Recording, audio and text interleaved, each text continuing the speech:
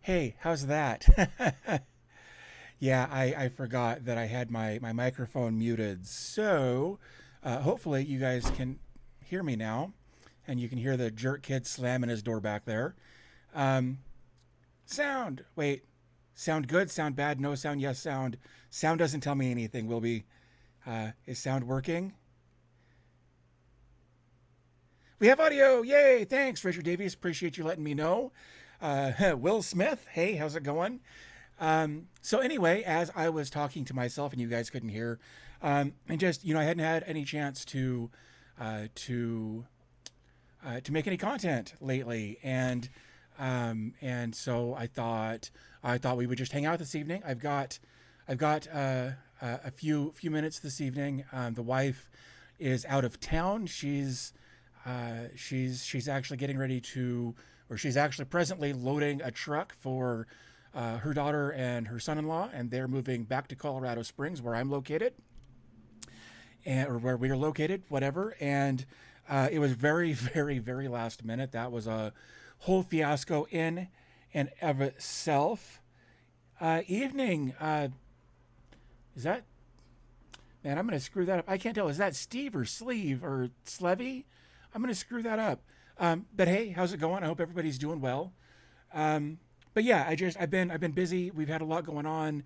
Like I said the other day, if you guys follow me on social media, I wanted to do a stream yesterday, but that fell apart very, very quickly.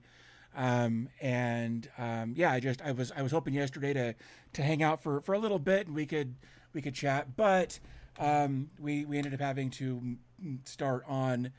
It is Sleeve, all right, or maybe I don't know. Anyway, so yeah, we spent all day packing up our neighbor's house. She passed away last month, and we're going to end up being the executors of the estate.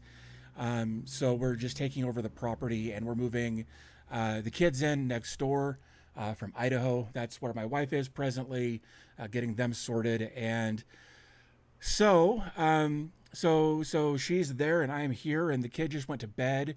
And so yeah, I just thought we'd hang out, see if you guys had any, anything you guys wanted to chat about.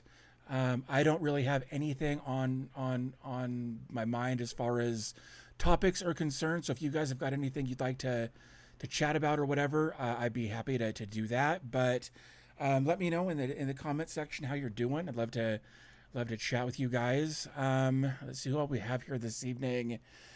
We got Will Smith. We got Mr. Robot. Who? Returage. I know I screwed that up. I apologize. Thank you for being here, despite my inability to form the words. We've got Al Wilby. We've got Oz Signs or Oz Signs, Soldiers 3000, and Sleeve. So yeah, I hope everybody's doing well. I don't know what the hell just happened there. That was weird. That is an aquarium behind me. It's funny, if you go back to some of my earlier videos, I was sitting right here, different camera setup. But yeah, that was weird. But yeah, I had an aquarium back here before. It was a 37-gallon tank. No, it was a 36-gallon bow front tank that I had back here for a long time, and we finally outgrew it and whatnot. So now I'm up to a 75-gallon tank.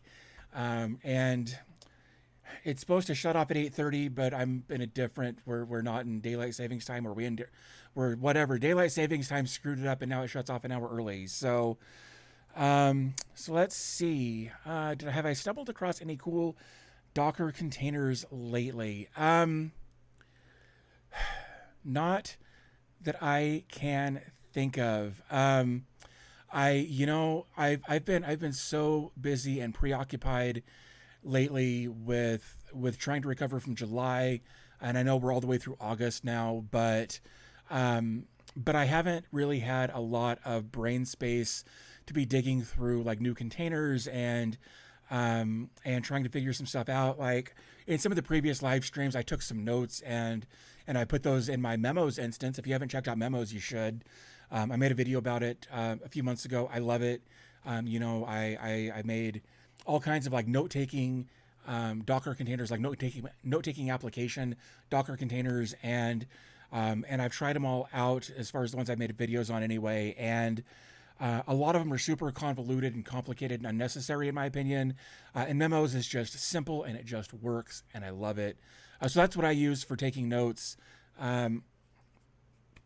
Richard Davies, thanks for stopping by. Appreciate it. Let's see. Oh, Soldiers 3000. How can I stream to my own website when I make one? Oh,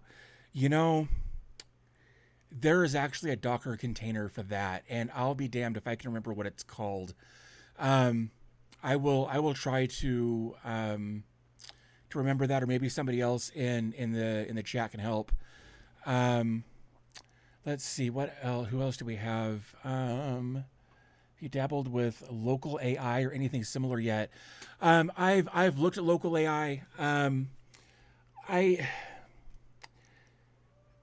My concern with the AI stuff right now is very similar to Bitcoin, and I'm probably an old man yelling at a cloud right now when I say that, but until there is regulation on at least some of it, and people aren't using it as much to scam people, or it's made easier to understand that the scam is happening, I try to stay away from the AI stuff, from the Bitcoin stuff.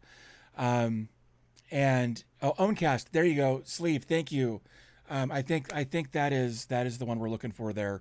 I don't know if that only does audio or if it also does video, but I've heard of that one and have a little bit of experience, at least superficially, with it. So anyway, back to the AI stuff. Until it is more manageable and fewer people are using it for scamming, I'm probably not going to touch it. I try to stay away from those things, mostly because I feel like it's all a big scam and I don't want to be involved in it. So let's see on the where are we? Bragmangi, Bramangi, I apologize, I screwed that up. I know, I'm sorry. Hi, glad you're here. Thanks for stopping by. Any thoughts on the new Starlight Linux tablet? Very excited about that. I haven't heard of it until this exact moment, so I don't really have anything to say about it. I should look it up, but we can do that later maybe. I've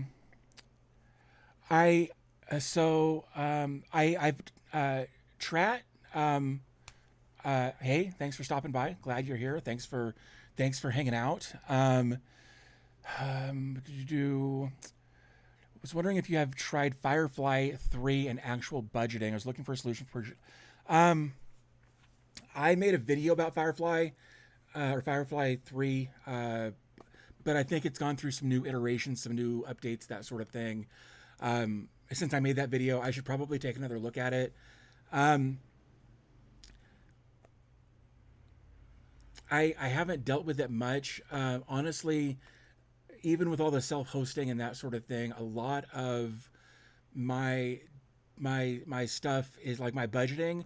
I open a Google spreadsheet and I budget that way. That's how I've been doing it for years and years and years, and it gives me a chance to see it quickly without having to attach it to bank accounts and keep track of everything that way.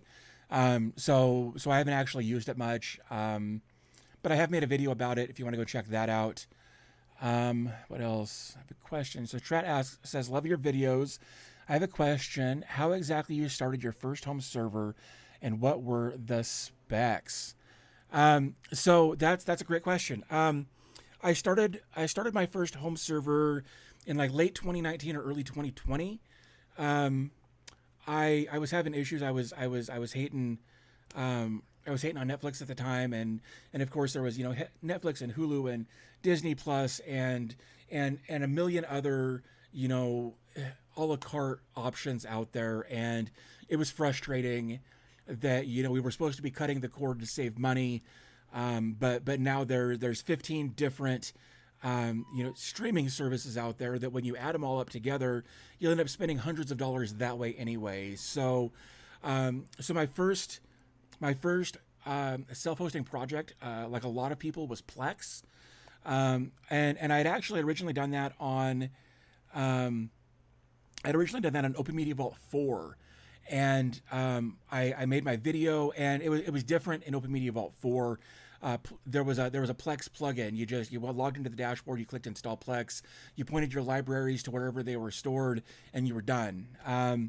And I made my video. I was super proud of it. I was super stoked, and I shared it on Reddit. And there was a guy on there that just tore me apart, mostly about the fact that I was using Open Media Vault 4, and told me that I was wasting my time and everybody else's time by making that video, and that I should switch to 5 and learn Docker.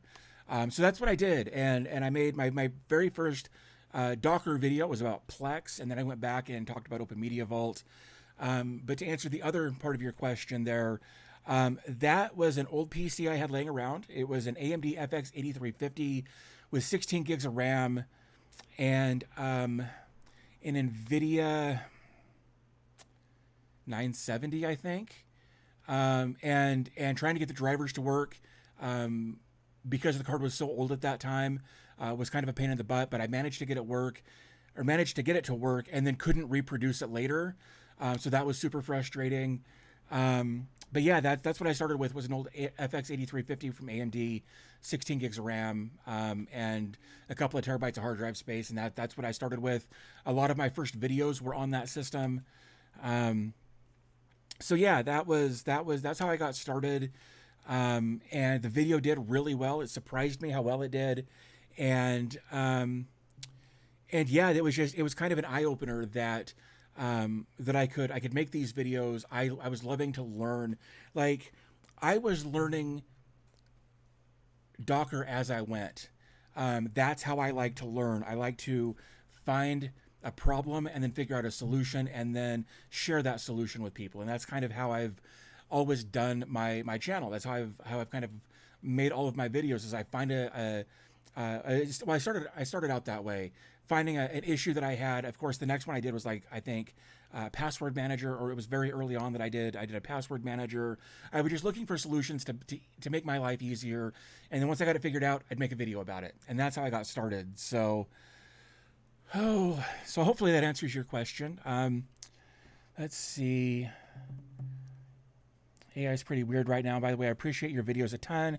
You've gotten me through some challenges in self-hosting. I'm really glad to hear that. It's honestly, it's why I like to do this. I like to help people, because, like, when I start researching a Docker container, I'm looking for every little nitpicky thing that could go wrong, and I will install a container sometimes half a dozen times to make sure I've got all of the bugs worked out in the process, so that I can take notes on that and make a better video, hopefully. And yeah, so that's kind of how I've been doing it. Is I find a problem, I find a solution, I work through the solution, and then I make a video. Let's see. Found a new Docker container I recently found was Sterling PDF, 40 plus tools to manage PDFs on a nice web interface. I'll have to check out Sterling PDF. Somebody asked, I feel like I skipped something. Maybe I haven't got to it yet. I tend to skip around a lot in the chat. I get myself confused. Oh, there it was. Purizer, I apologize. I'm glad I was able to help with your first home lab. I dig that. I do not work full time. In fact, YouTube is my job, so to speak. So I before I got into YouTube, back in the long ago, I was a web developer. I mostly did front-end user interface, user experience stuff. Primarily, I worked on WordPress.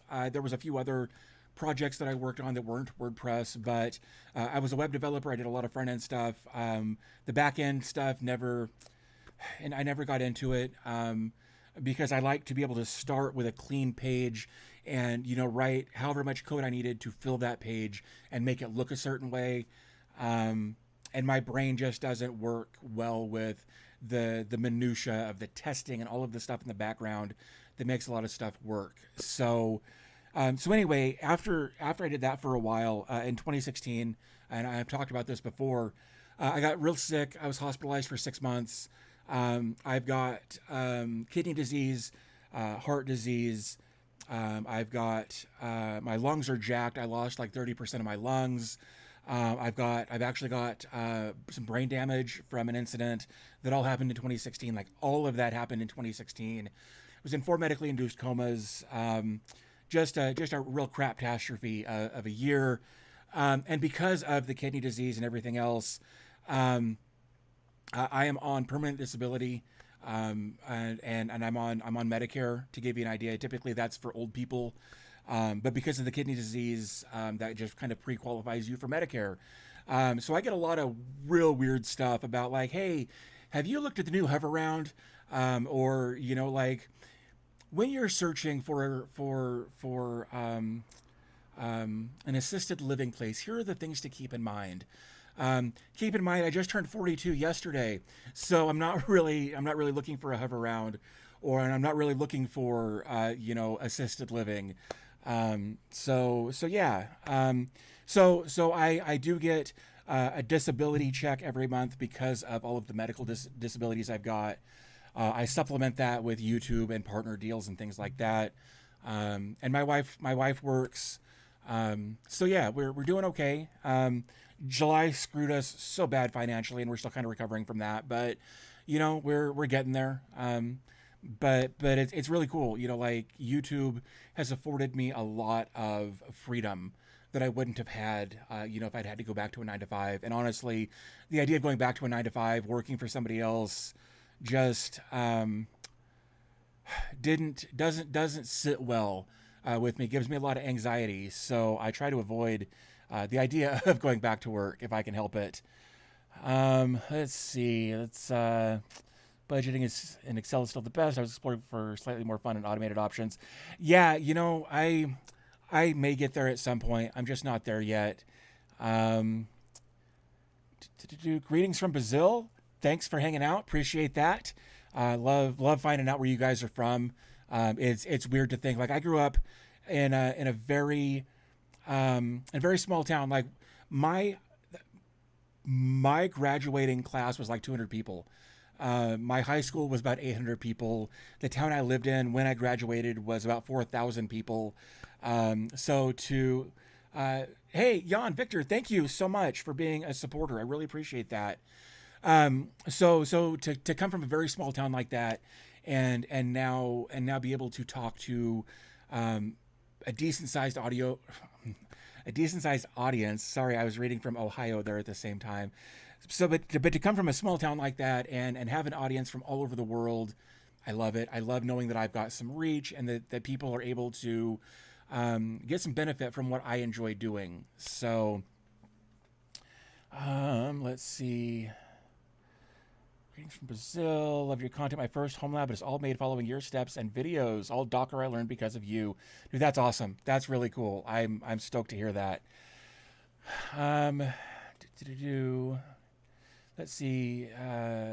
Purizer says, I'm trying to get my Proxmox instance to recognize my GTX 1060 2 months later. My question there would be, have you installed the appropriate drivers, the appropriate Linux drivers for your device? That's where I would start. I'm sure you've already done that, but I gotta say it. Let's see. Trex Gamer, thank you. Appreciate it. It was just another day, but you know, I'm another day older and whatnot. So, middle of the night, stuck with solution story. Please advise how to run Proxmox in the cloud. I mean, you can. I think you can actually run like a high availability Proxmox cluster with Linode. And yes, they pay me, but I actually think you can do that. I think you can do the same thing on DigitalOcean. Don't quote me on that one. I haven't been on DigitalOcean in a long time though. But maybe I'll make some videos about how to run Proxmox in the cloud. That might be fun. DJ Scratch, good to see you again. Appreciate you being here from Ohio. Yep, GPU pass through from Proxmox to a VM. Okay. Soldiers is asking how to get started with Owncast. I would look up Owncast Docker if you want to go the Docker route, and then install it that way. There may be other ways to do it that may be bare metal or maybe in a virtual machine. There's probably several different options on how to do that. I haven't done it yet, so I can't give you much advice there. But I would definitely start by looking at Docker or bare metal just for the simplicity there. Okay. Your story is similar to mine. Started out exploring tech from web development as well. That's awesome. Yeah, no, I actually got into web development a little bit back in like '06, I think. I take that back. Oh, excuse me. I actually started back with development in like '99 when I was still in high school. I was still in high school. I was my senior year. I had my own apartment, and my roommate had, I don't even remember what the specs on it were. I wasn't super into tech back then, but we were exchanging those AOL CDs that came in the mail every month, and the idea of building a web page intrigued me. It was just the most fascinating thing. So I started looking at like the source code, and as I started reading through it, it kind of started making sense. And then I started kind of doing my own thing, and everything back then was in tables. Divs weren't a thing back then. Dreamweaver was in its infancy and was so expensive you couldn't get it. So I did everything in Notepad because that's what I had. Cloud Agnostic, thanks for hanging out. Do you have any pertained videos or tutorials? I think you mean Portainer, but I might be wrong. Let's see. Soldier says, please show how to run Proxmox in the cloud. Really appreciate your videos. Let's see. First Principle, thanks, man. Appreciate you. Hi from Sri Lanka. Holy crap. Hi. Thanks for hanging out. I have no idea what time it is there, but I'm sure it's much later than it is here. It's about 7:45 here. Soldier says bare metal hypervisor, so it's highly recommended to run them on a bare metal system. Agreed. Yeah, absolutely agree. I've made several videos on. I say several. I've made some videos about Proxmox, getting just installing Proxmox, setting up a high availability cluster, setting up a backup. I've got some other ideas as far as expediting deployment and things like that to do that faster. Soldiers, you're in London. Holy crap. I've passed through London a couple of times on my way to Scotland, but would actually love to go back and hang out. The driver I had was crazy. That was like 2011, I think. And man, he was booking it through London to get me from man, I can't think of the name of the airport. Basically from one airport over to Heathrow.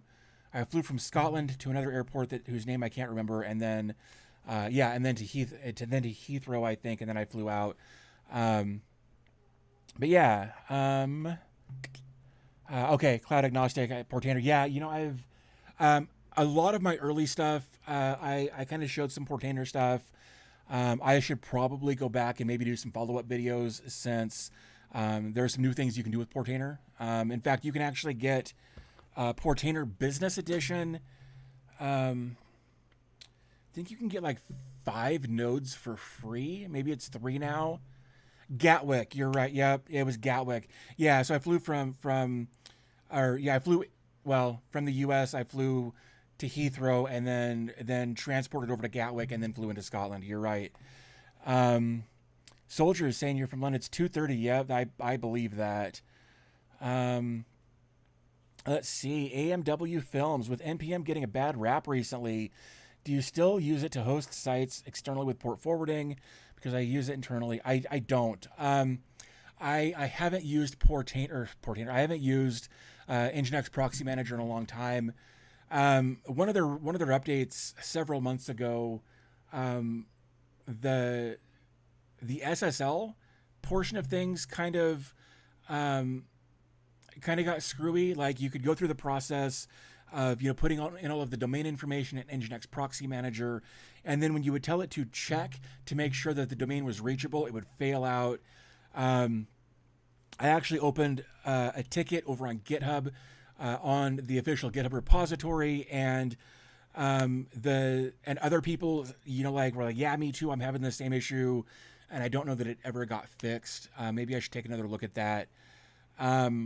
But all of my remote access stuff is done through Cloudflare tunnels. I've been using that. I've been using Cloudflare for like a decade in some capacity. But then here, about a year or so ago, maybe, I discovered Cloudflare tunnels, and I haven't looked back. I tried traffic in the past. I've obviously Nginx Proxy Manager. I tried, I had looked into Swag and Caddy, and I think HA Proxy, and I didn't really like them. So I've just been sticking with Cloudflare tunnels. It's free. It's super secure. I've got all kinds of ways there are all kinds of ways you can restrict access. So that's what I do. Most of the time I do an IP address restriction. Other times I'll do, Cloudflare has their Warp application, and you can register that to your account, and make that a requirement to access stuff. I should make a video about that. But yeah, no, I haven't touched Nginx Proxy Manager in a long time.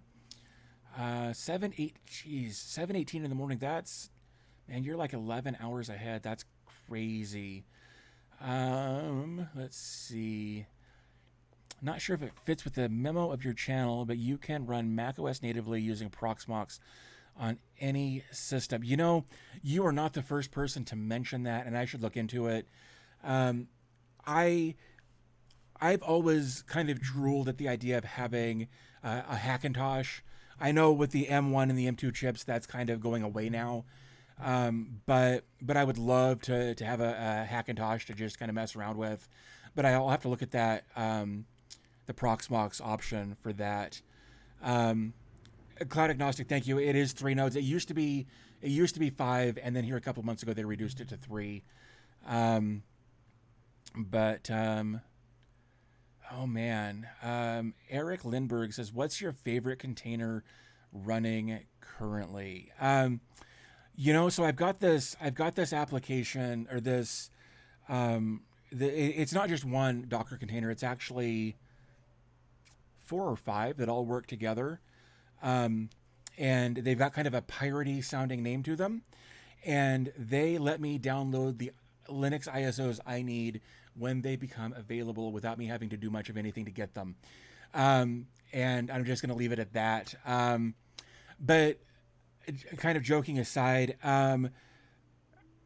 Bitwarden, honestly, or Vault Warden, I guess is what I'm running now, has saved me so much headache.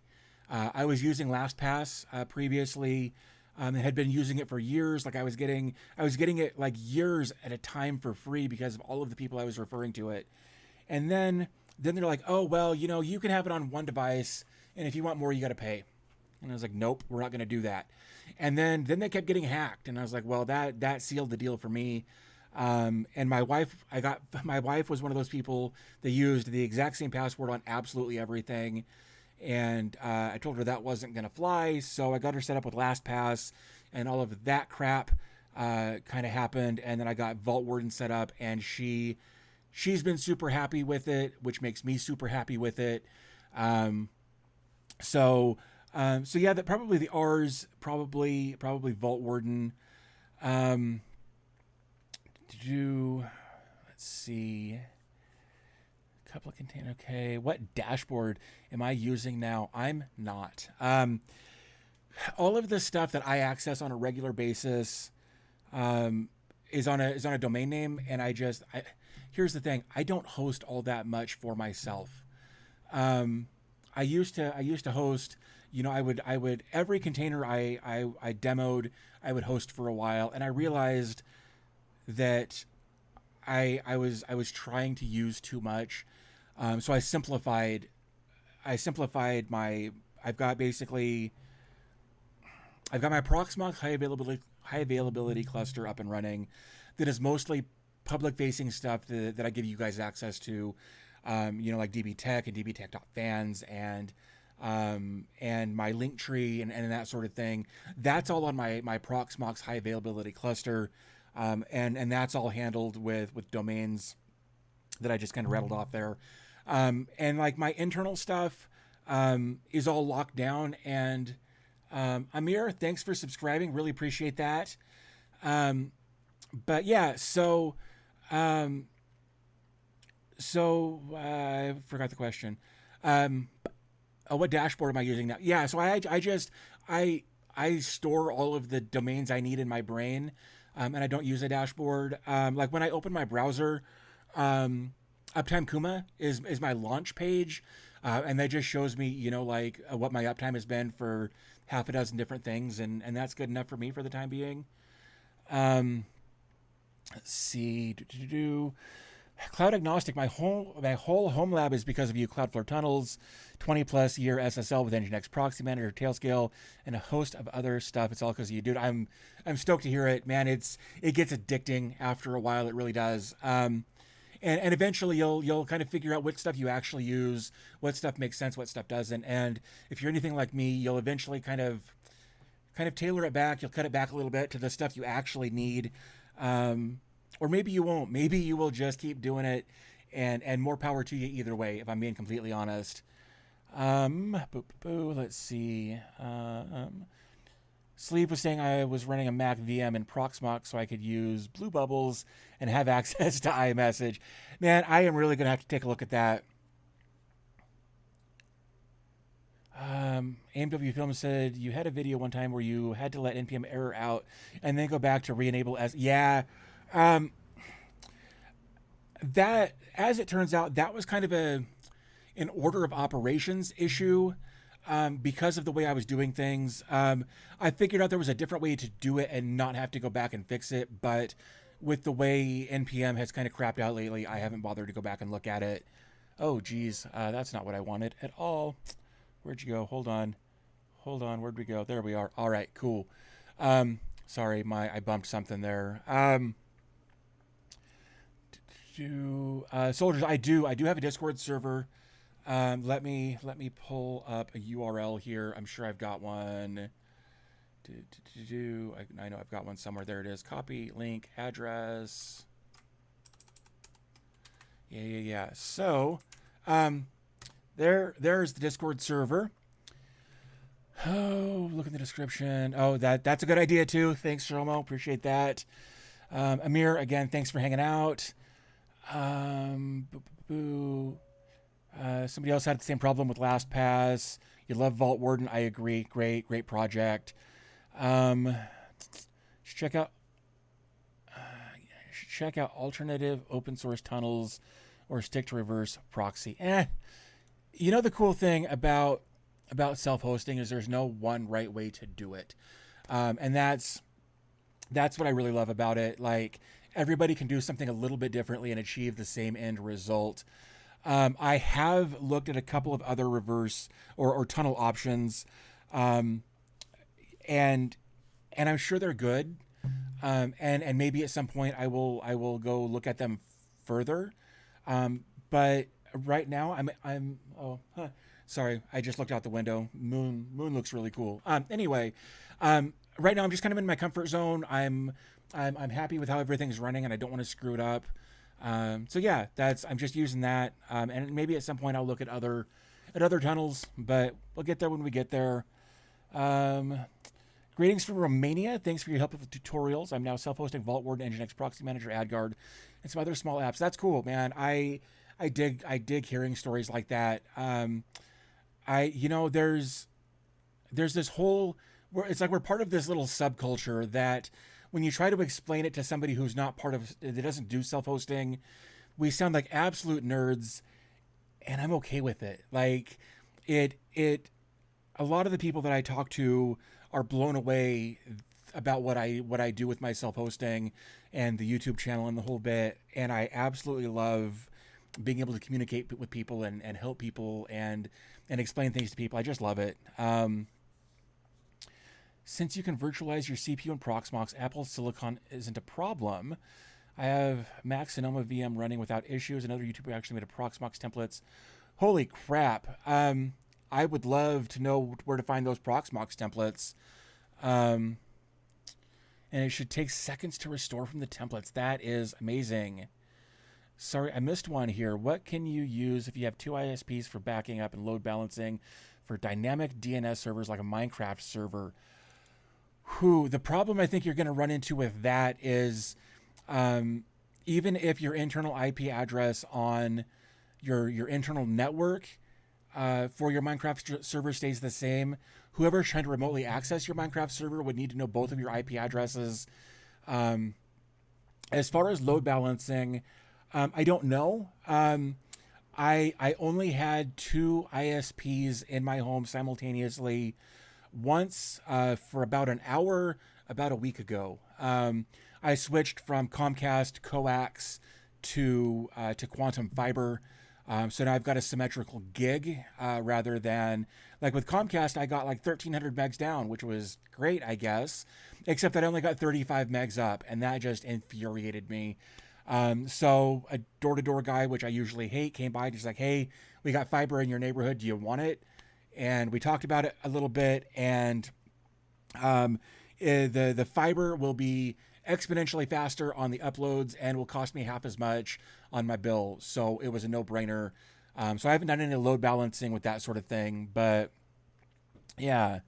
Let's see here. I learned a lot from you, and yes, it gets addicting. I had to stop and slow down so you can study for your CCNA. That's cool. Like, I dig it. I dig the idea of people going out and getting certifications. Let's see. My favorite Docker that goes with the R's is Plex and Overseer. Absolutely. Yeah, I actually had Overseer set up for a couple of people who had access to my system, and they never used it, so I took it down. I know I could use it for myself, but I don't. To add, including more than just config backup media. Yeah, okay. You missed my first message about Cloudflare tunnels and read the last part. Crap.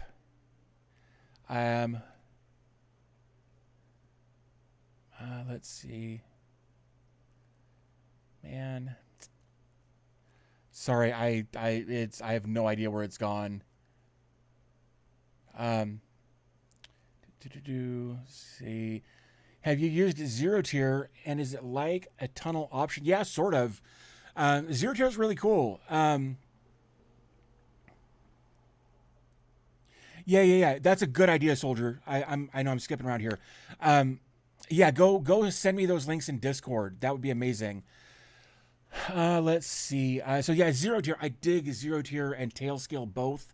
I've actually got Tailscale installed on this system. And a couple of remote systems that I manage just for simplicity. One of them, and I don't remember which one, has something called Magic DNS, which still kind of lets you, like, once you're connected to the network, lets you put in basically a domain name rather than the tunnel IP address, and it just makes it easier to manage. Let's see. You should create videos on VPS security. I know you've already created one was like 2 years ago. Yeah, there's a lot of stuff that I should probably update. I've actually considered going through my old library and making update videos for them, partially because I know a lot of them have had really big updates, and partially is because I'm lazy, if I'm being completely honest. But yeah, I think going back and making some new videos with some of the new updates and that sort of thing would be a good idea. Binge of let's see. I wanted to thank you for all your videos. They helped me set up my home NAS. I started as a project to learn and take control over my storage. That's cool, man. I dig it. I love people being able to take control of their own data and that sort of thing. So love that's working for you. Just set up a business, Nextcloud, and working on NAS. Absolutely not. I have no interest in monetizing my stuff as far as that's concerned. I know a lot of people do it. I just have no interest in doing that. Cyber says, new to self-hosting since I just bought my first house. I'm in security. What's your home security tech stack? So okay, so that's a good question as far as my home security stuff. My entire home network is run through an Amada setup that I still need to make a video on, with the Amada firewall and the whole bit. I've got no ports open on my network. I've got pings rejected. I've got all of that stuff kind of cranked up. All of my remote access is done through, like I said, Cloudflare tunnels. I've got cameras up on the front and back of my house. I've got a couple of cameras in my house. My front door I can unlock with my thumb or my phone if I want to do that, or a key, whatever. But yeah, so I've been doing that. My camera situation is a bit screwy right now. 3/4 of my cameras are Wise cameras that are still running the original firmware, and broadcasting all of my data through their servers. What I really need to do is set or get them configured with the RTSP firmware, and then set up my own internal NVR. I've got an NVR for my Synology cameras on a Synology device, but I need to set up an NVR for the Wise cameras once I get them set up on RTSP. But there's also that part of me that's like, why bother when I'm going to replace all of my Wise cameras with probably Synology cameras? So I'm kind of stuck in a holding pattern until I figure out what I want to do. Abraham, man, thanks for subscribing. Really appreciate you.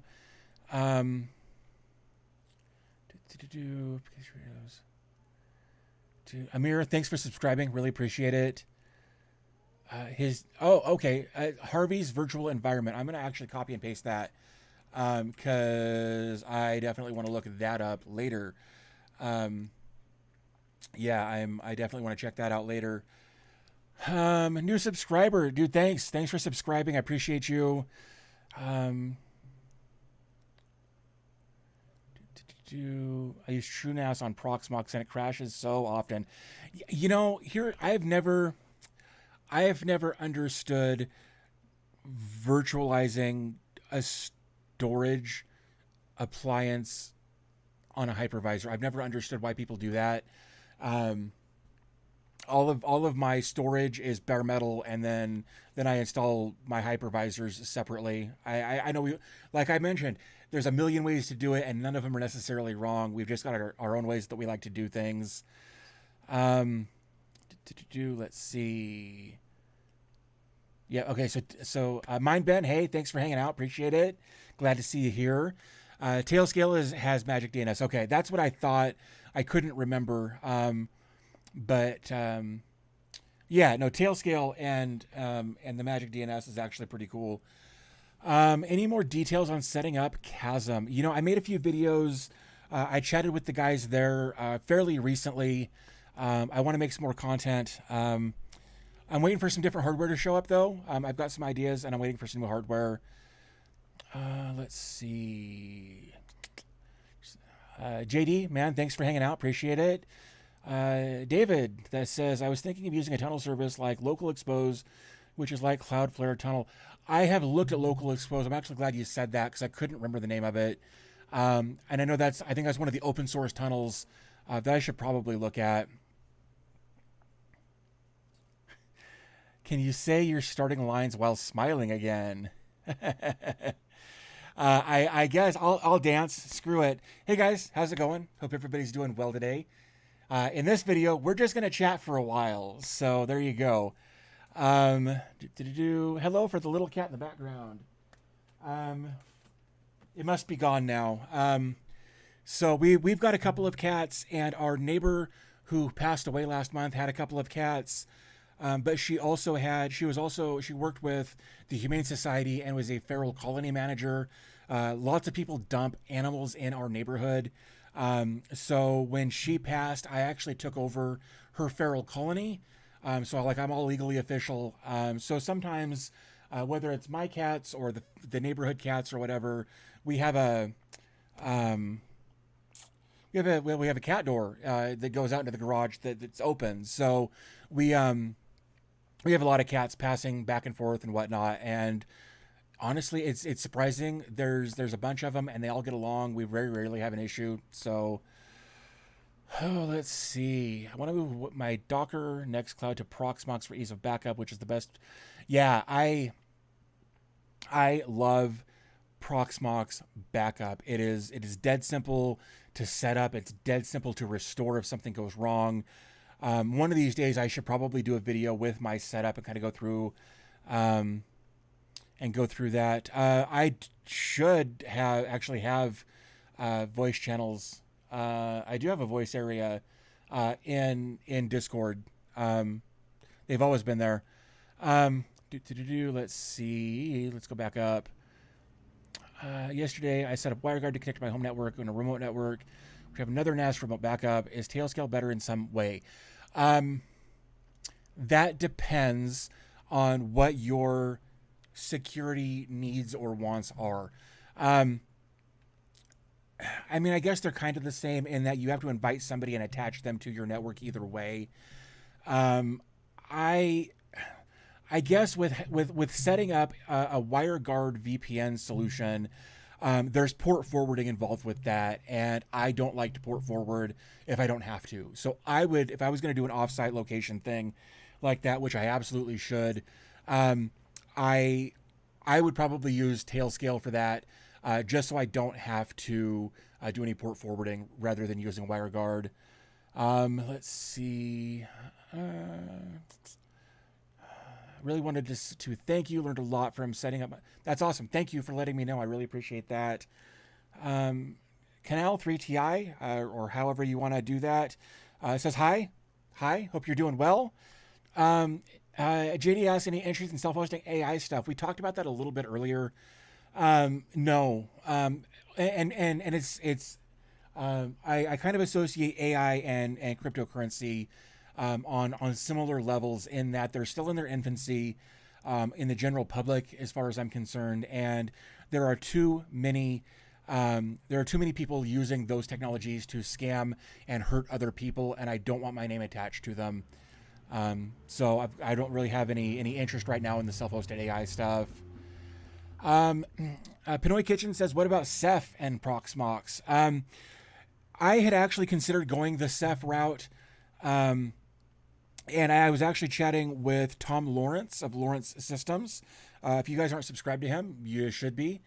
And I had mentioned setting up a Ceph system for storage, and he actually encouraged me not to go that route because of the complexity of it.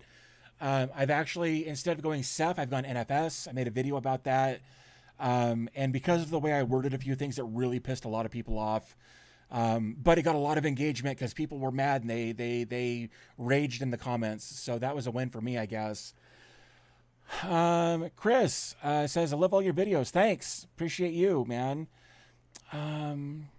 Jay said, I just set up a business at Nextcloud. I think if you've got the capacity for, bandwidth, both ISP bandwidth and hardware bandwidth and mental bandwidth, and you can do that, man, rock on. I think it's great that you're able to do that. Main part of hypervisors is their custom configuration ability. There's no wrong configuration, just whatever works for you is good. I 100% agree with that. Again, we covered the Discord, the add voice in Discord. It's already there. The cats don't fight. Well, the cats fight every once in a while. I mean, people fight every once in a while, but for the most part, like, they might bop each other on the head, but as far as like knockdown dragouts, rarely ever happens. Port forwarding cats, that might be a t-shirt. And we can send messages in your welcome channel and rules. I think in order to get to be able to see everything in Discord, you have to, I did that again, damn it. You have to agree to the rules of the Discord before you can actually chat there. I didn't want a lot of people in there being jerks. So, Veeam for the win. I'm not sure what Veeam is. least you care about the feral community, abandoning them in random places. Dude, so many animals dumped in our neighborhood. We've had bunnies. We had a pack of wild turkeys go through once. I know that's not necessarily the same thing, but what else?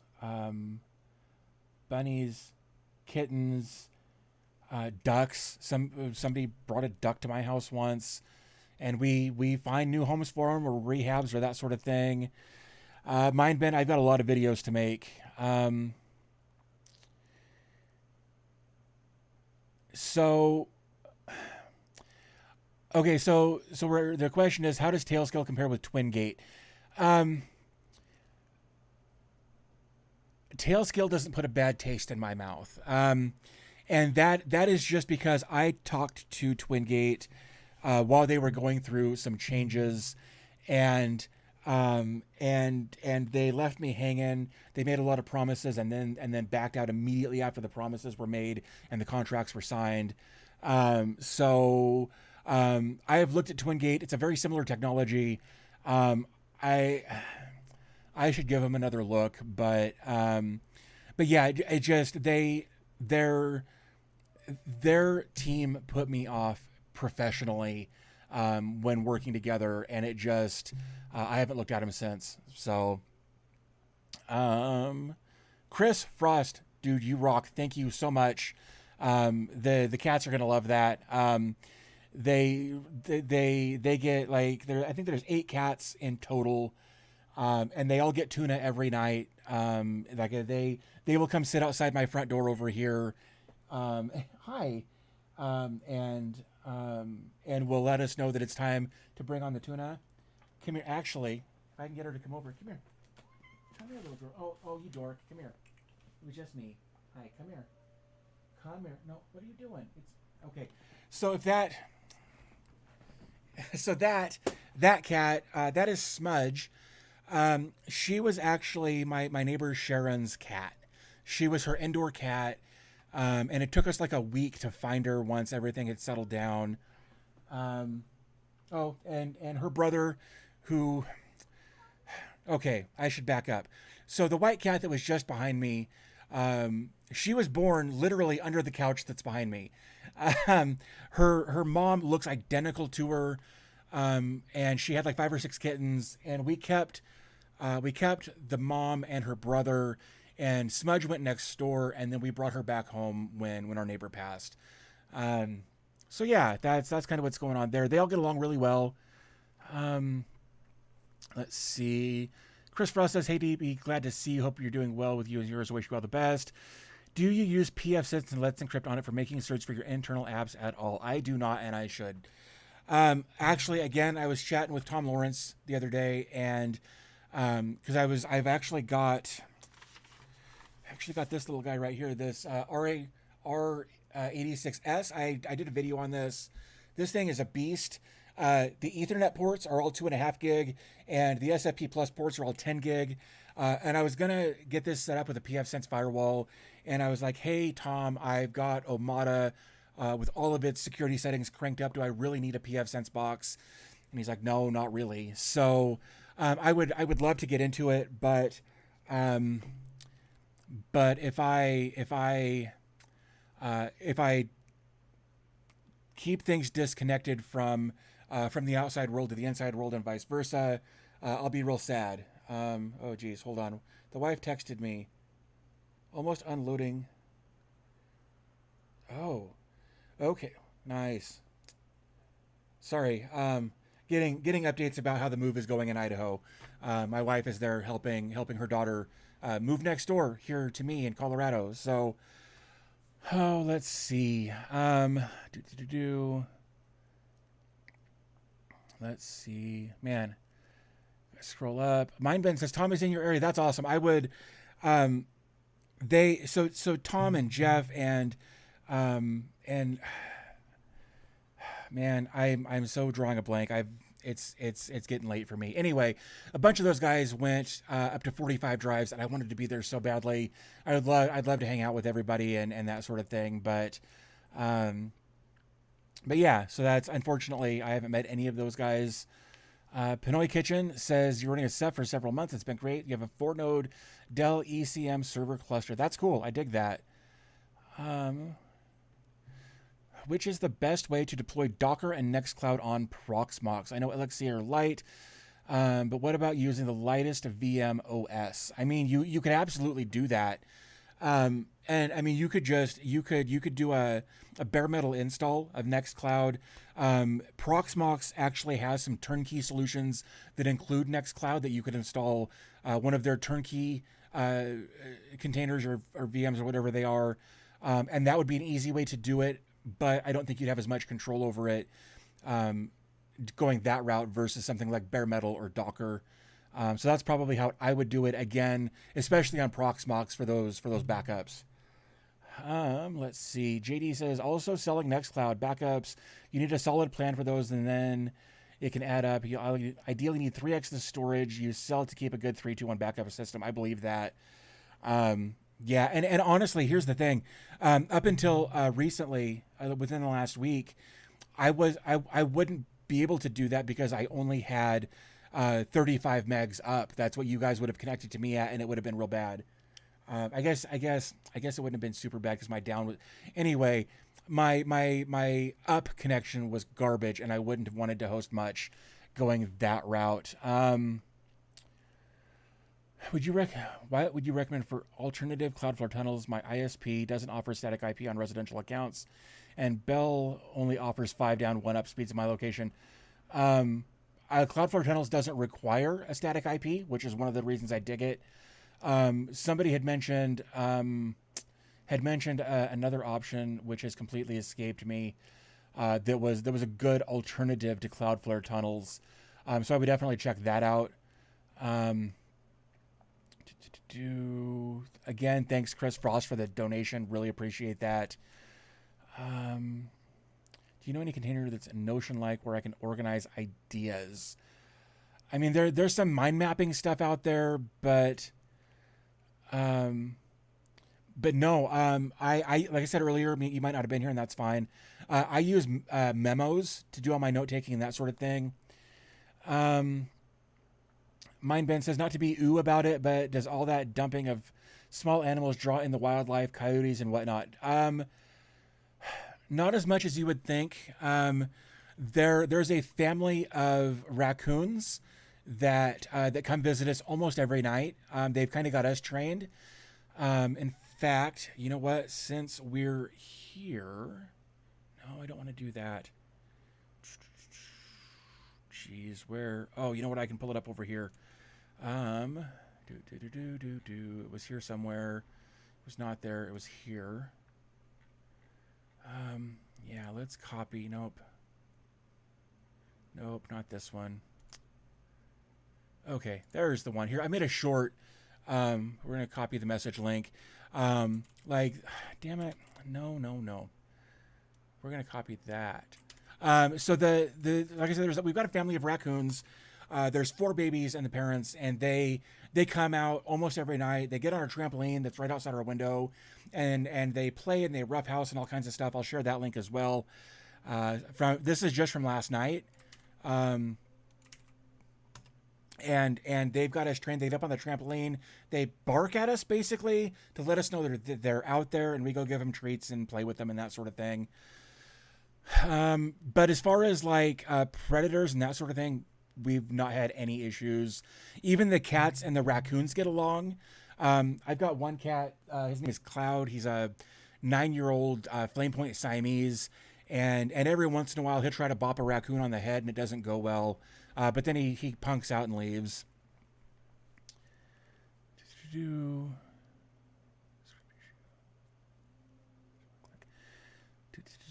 Amir, please, yeah, share that link. That'd be great. I'd love to know that or see that. Which browser do you use, and which one do you prefer? I actually almost always have 2 browsers open. I use Chrome, and I know I'll catch some crap for that, but I also use Opera. I'm real mad at Brave right now for some issues that I'm having with them, so I don't use them. So yeah, mostly just Chrome and Opera. Hold on, I gotta check on something here real quick. Um,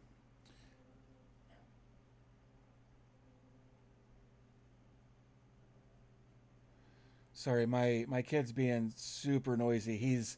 So my son is autistic, and he's on some nighttime meds to help him sleep. Otherwise, he won't sleep at all, and he's fighting it right now. And he's making a bunch of noise trying to fight it, and it's whatever. But just wanted to make sure he wasn't like hurting himself. He does that, so I needed to make sure I didn't need to go intervene there. Anyway, let's see.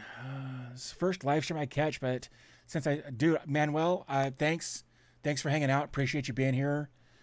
Hold on one second here. Hey Gage, that's enough, buddy. It's bedtime, dude. Let's bring it down a notch, please.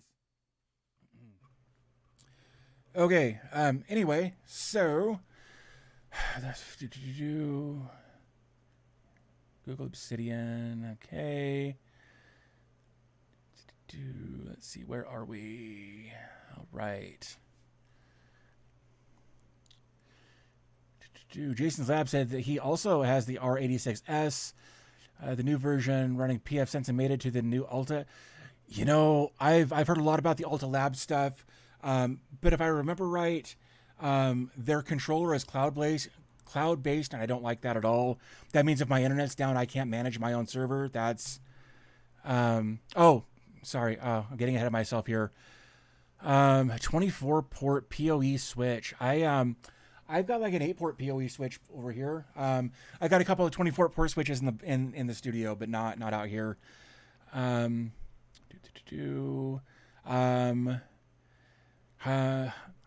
to everybody who's new. I don't want to screw anything up there.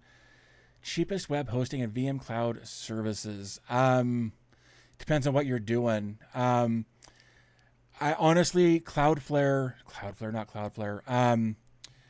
Linode, their prices have gone up a bit. I might look at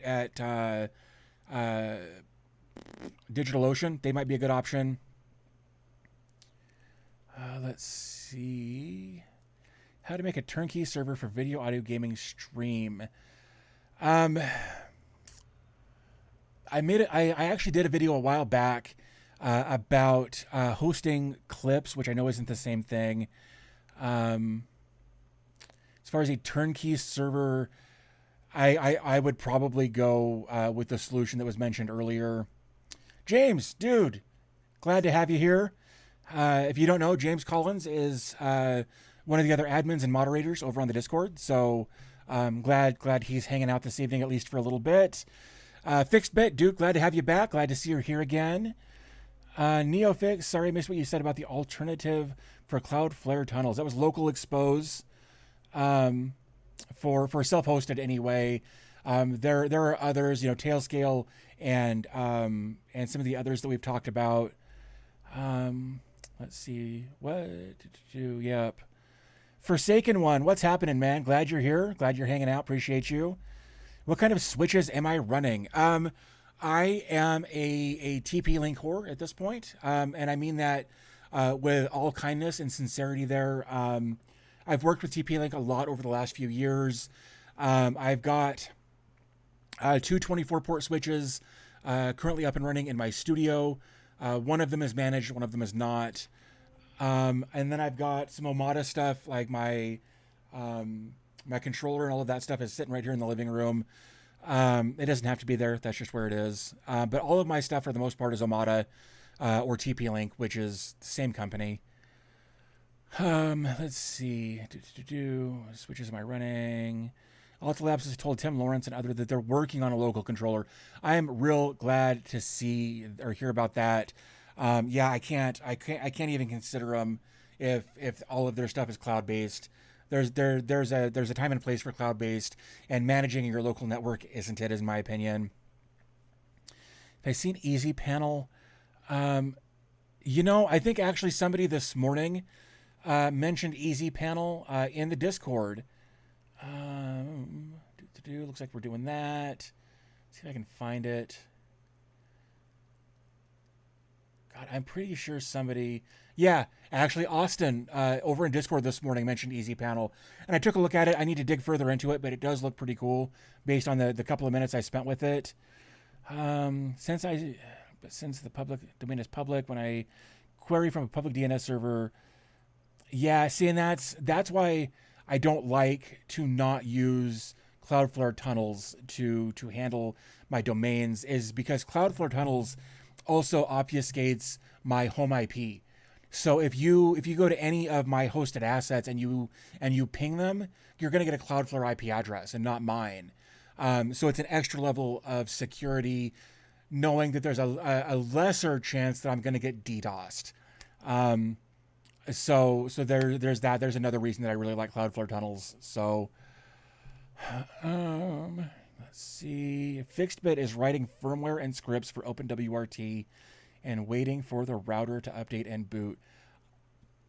Excuse me. I wish my brain worked like that to write firmware, but it just doesn't.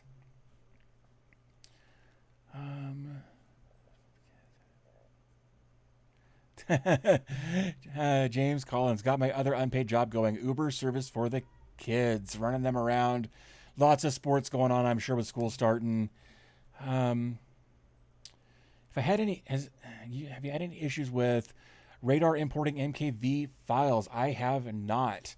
The way I've got my stuff set up has been working. I would honestly say flawlessly. Knock on wood. Hopefully bamboo counts. But yeah, like if you go back and look at my Ultimate Media Server playlist, that's how I'm set up right now, and it hasn't failed me since I made that playlist.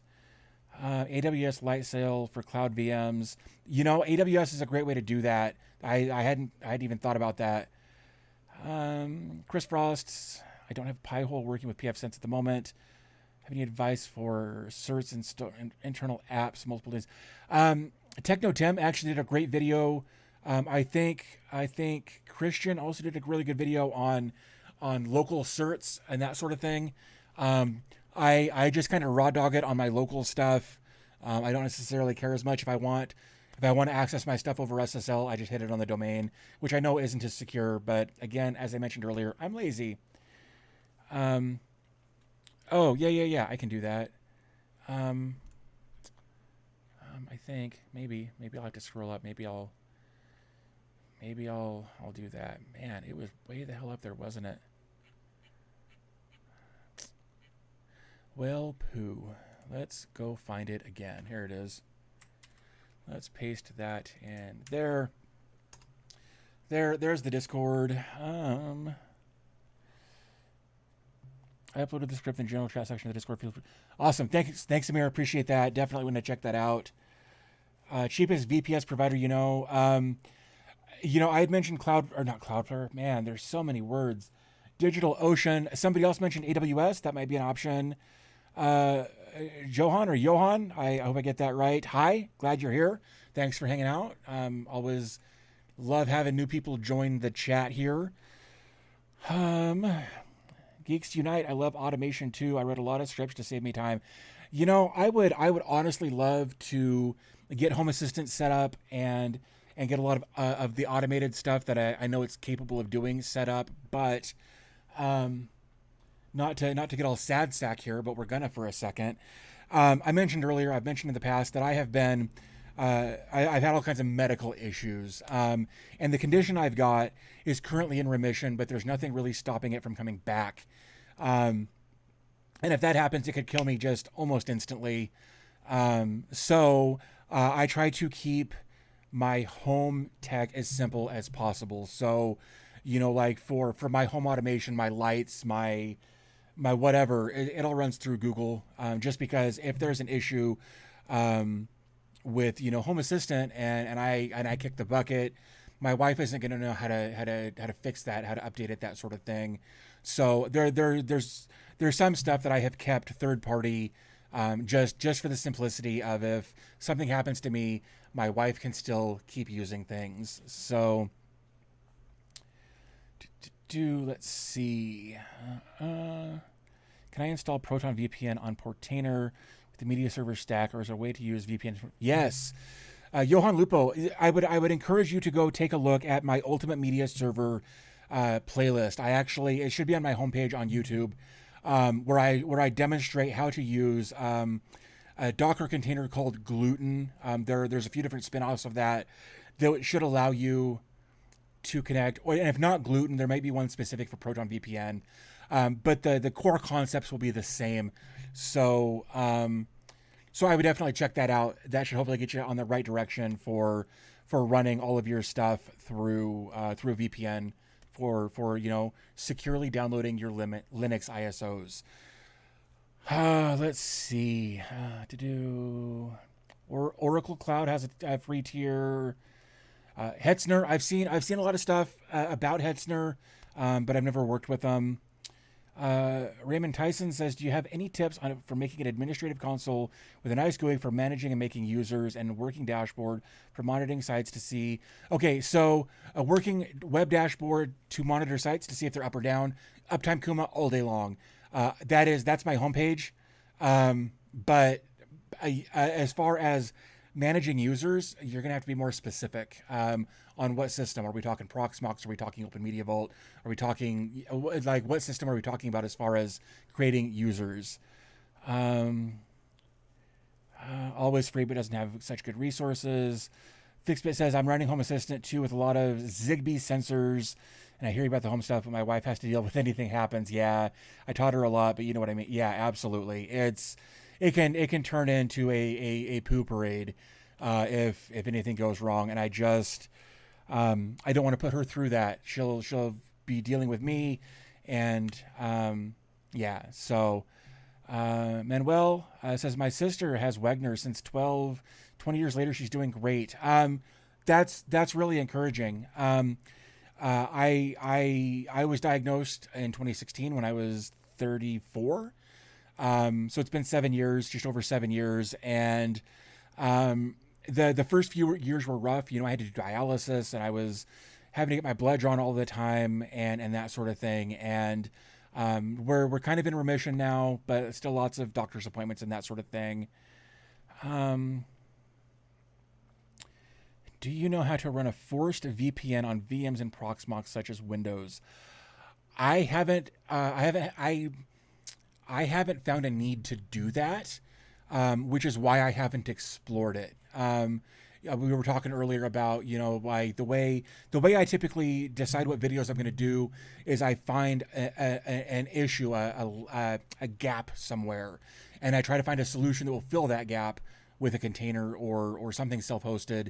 And I haven't had the need to run stuff through a VPN on Proxmox, but it's not a bad idea to take a look at. Johan says that he will take a look at that. Absolutely happy to help there. LDAP based for domain controllers. It's an education user management. I don't deal with LDAP. I've had no need for LDAP. All of my like internal self-hosting, I'm the only administrator. I give my wife an account. I give friends accounts as necessary. So I don't really have a need for LDAP. So I haven't even looked into it. Let's see. Created full documentation that my wife knows how to access. Left her step-by-step guides on how to get into stuff, and it would. Yeah, I should really do that. I would probably use Bookstack over Wiki.js, but that's just a preference.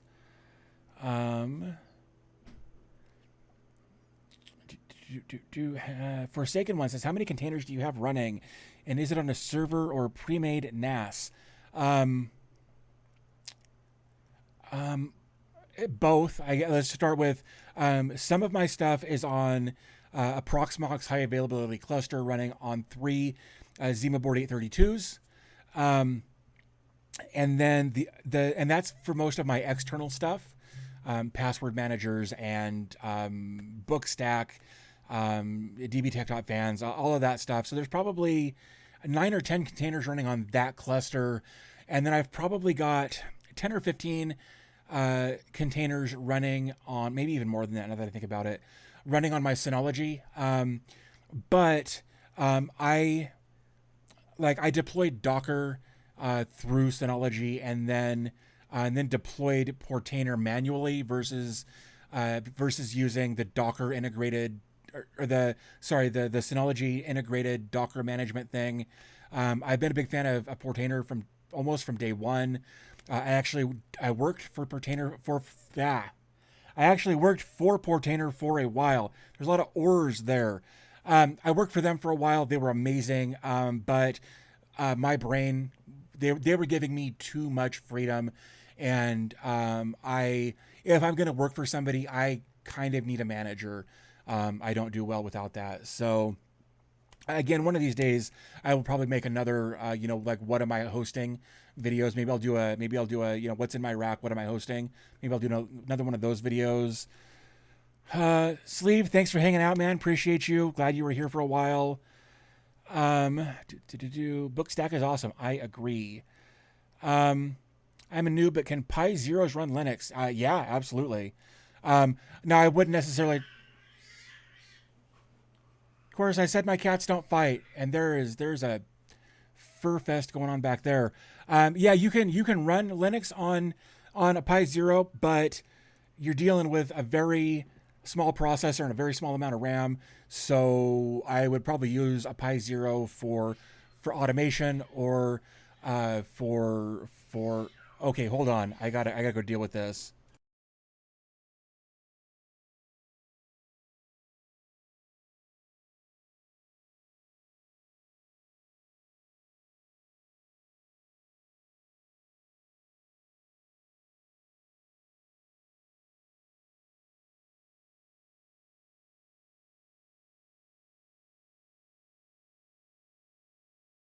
Okay, sorry, cats. You guys said, don't your cats fight? No, my cats don't fight. That was my cats fighting. Like I said, stuff happens. I like Portainer, just not very good with it. Portainer is actually how I learned Docker Compose. And I'm still not a pro with Docker Compose, but it helped me understand some of the fundamentals. And I've been using Portainer ever since I started, really. Hey, new here. Can Over Portal run a Debian desktop VM or only the shell? I have no idea. I have no idea what Overt Portal is. Forsaken, thank you. They said they're glad that I'm back making videos and seem to be doing well. I'm doing better. My mental health is still recovering quite a bit. I'm way behind on a contract with Linode, and I need to get caught up on that.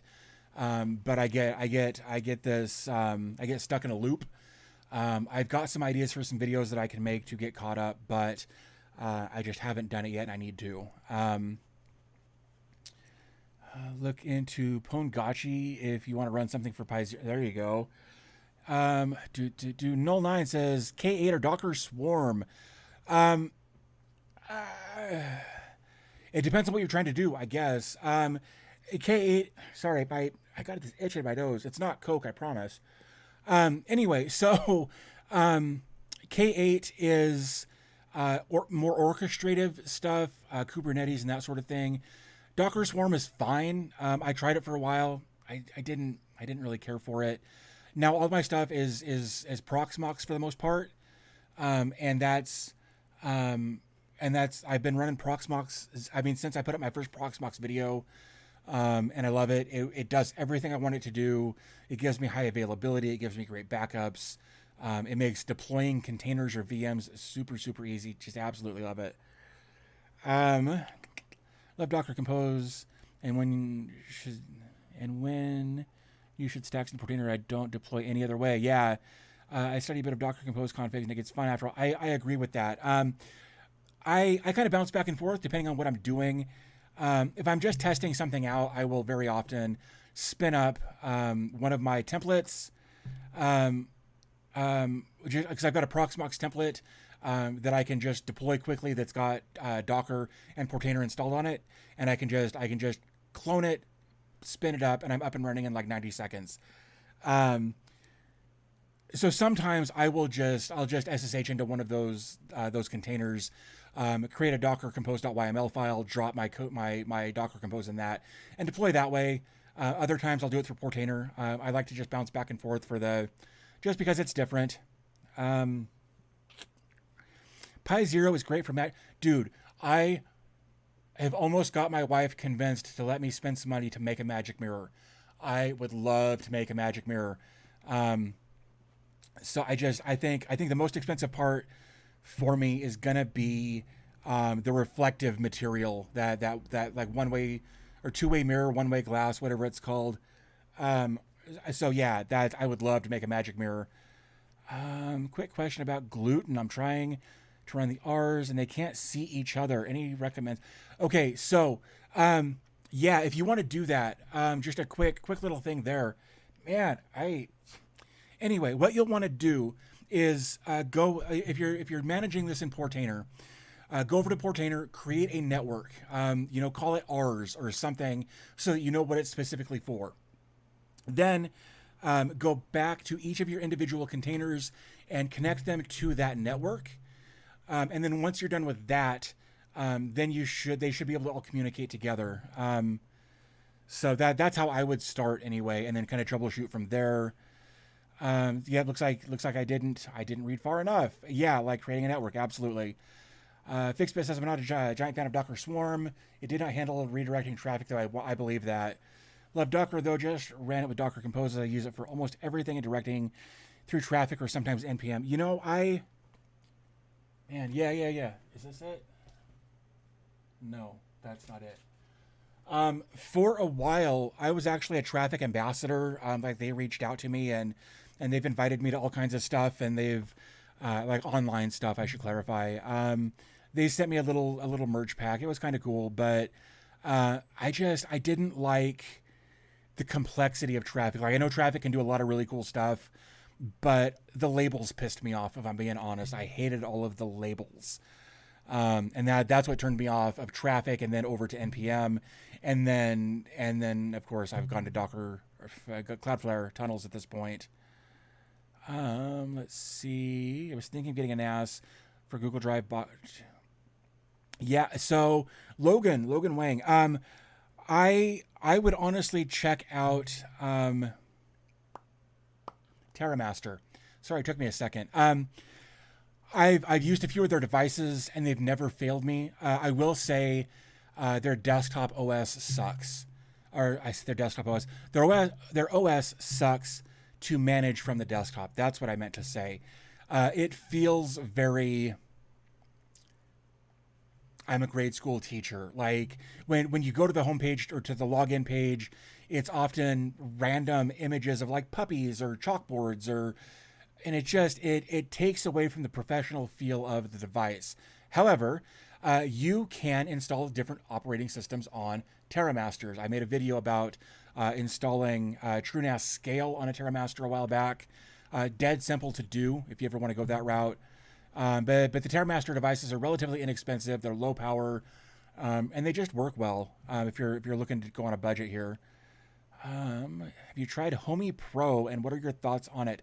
I have not. I have never even heard of Homey Pro, so it is going to go on the list of other stuff to check out, because that sounds like something interesting to check out.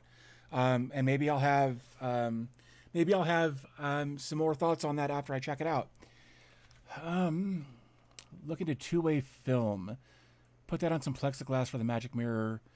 Oh, that film's like $9 a roll. Holy crap. Two-way film. Okay, got to take more notes. Because yeah, that was the biggest hurdle for me. Was the two-way mirror thing was just so exorbitantly expensive, and I get it, I do, but again, I'm cheap. So let's see. I discovered Overseer today, and it's pretty awesome. If you haven't checked it out, I have checked it out. I dig it. I love it. The interface is so slick. I absolutely love it. Once you get it configured with, your R stack, it's seamless. I love it. See, labels can be a pain in the butt, but awesome. If you want to run a lot of containers and just let traffic just see them and get, yeah. Yeah, it was, and again, that's what I love about the self-hosting is you can kind of run it however you want to run it, and that's super helpful. Um, let's see how to access Kali with GUI via SSH or something like XRDP. Um, I mean, so I'm gonna throw out a scenario here, and if I'm right, I'm right. If I'm not, correct me. It sounds like maybe you've got Kali Linux installed somewhere else, and you're trying to access it remotely. If that's what we're shooting for here, with XRDP, I might look at um, Guacamole. I know there are others, but I'm a big fan of Guacamole. I use it all the time. Logan, thanks for hanging out, man. Glad you were here. I'm trying to do more live streams. I did a couple, 2 or 3 last week, I think. This is my first one this week, and it's probably the only chance I'm going to have to do a live stream this week um, because my wife and kids are going to be driving from Idaho in like 8 hours or something, and they're going to be on the road all day tomorrow, and then we're going to have to unload a truck and get them moved in. So this week is going to be bonkers, but hopefully next week I'll be able to get back into doing more streaming, hanging out with you guys, that sort of thing. The Joshua D23, I have a Homey Pro, and it's nice hardware and the software, but not for me personally. Okay, so Homey Pro is a device. I was thinking Homey Pro was a piece of software. So now I'm curious. The world's most advanced smart home hub. Years ahead of the competition, packed with state-of-the-art technology, the all-new Homey Pro is the world's most advanced smart home hub. Wi-Fi 5 gigahertz, 2.4 BG, and AC. I dig that. Z-Wave Plus, Zigbee, infrared, thread, Matter. And it's on the 433 megahertz. It's got the Bluetooth Low Energy 5. I dig that. You know, if I was going to do a home assistant thing, I would absolutely consider one of these homey devices. Maybe. Oh, except that it's $400. That sucks. Maybe I can reach out to him and have him send me one. But yeah, I don't have anything Zigbee. I don't have anything Z-Wave. And I don't know if it would even make sense for me to reach out to him. Okay. Yeah, you don't do a lot of, yeah. And like all of my home automation is done through Google. Again, just because I try to keep things super simple. Like, and I mentioned earlier, I've got a kid that has autism, and he gets therapy twice a week, and even, I say that he gets therapy 5 days a week. And in fact, that changed. He gets in-center therapy 5 days a week, where he's learning life skills and how to not be a dick, basically. But once or twice a week, his therapists and whatnot will come into the home to help him generalize some of those life skills that they've been working on there, and help him with their skills and their techniques to help him learn more of the at-home stuff. And it's been going really well. But the reason I even bring that up is because even they will use the home assistant stuff here, with the, hey, assistant, do the thing I need you to do. And I don't want to screw that up. So should I go with Casa OS or OMV for my home lab? I honestly, man, I wouldn't go with either one. And here's why. If you've used Open Media Vault in the past, their newest updates will probably piss you off. I made a video about it a while back. If you want to check that out, it's a fairly recent video about Open Media Vault. I think it's titled, the thumbnail's like Open Media Vault, what are you doing? And I've got a pretty frustrated look on my face in the thumbnail. They changed so much in their newest update and didn't give any warning. And when I made the video, there was a lot of diehards that came to the comments. Well, just read, the documentation. And I looked at the documentation and it was garbage.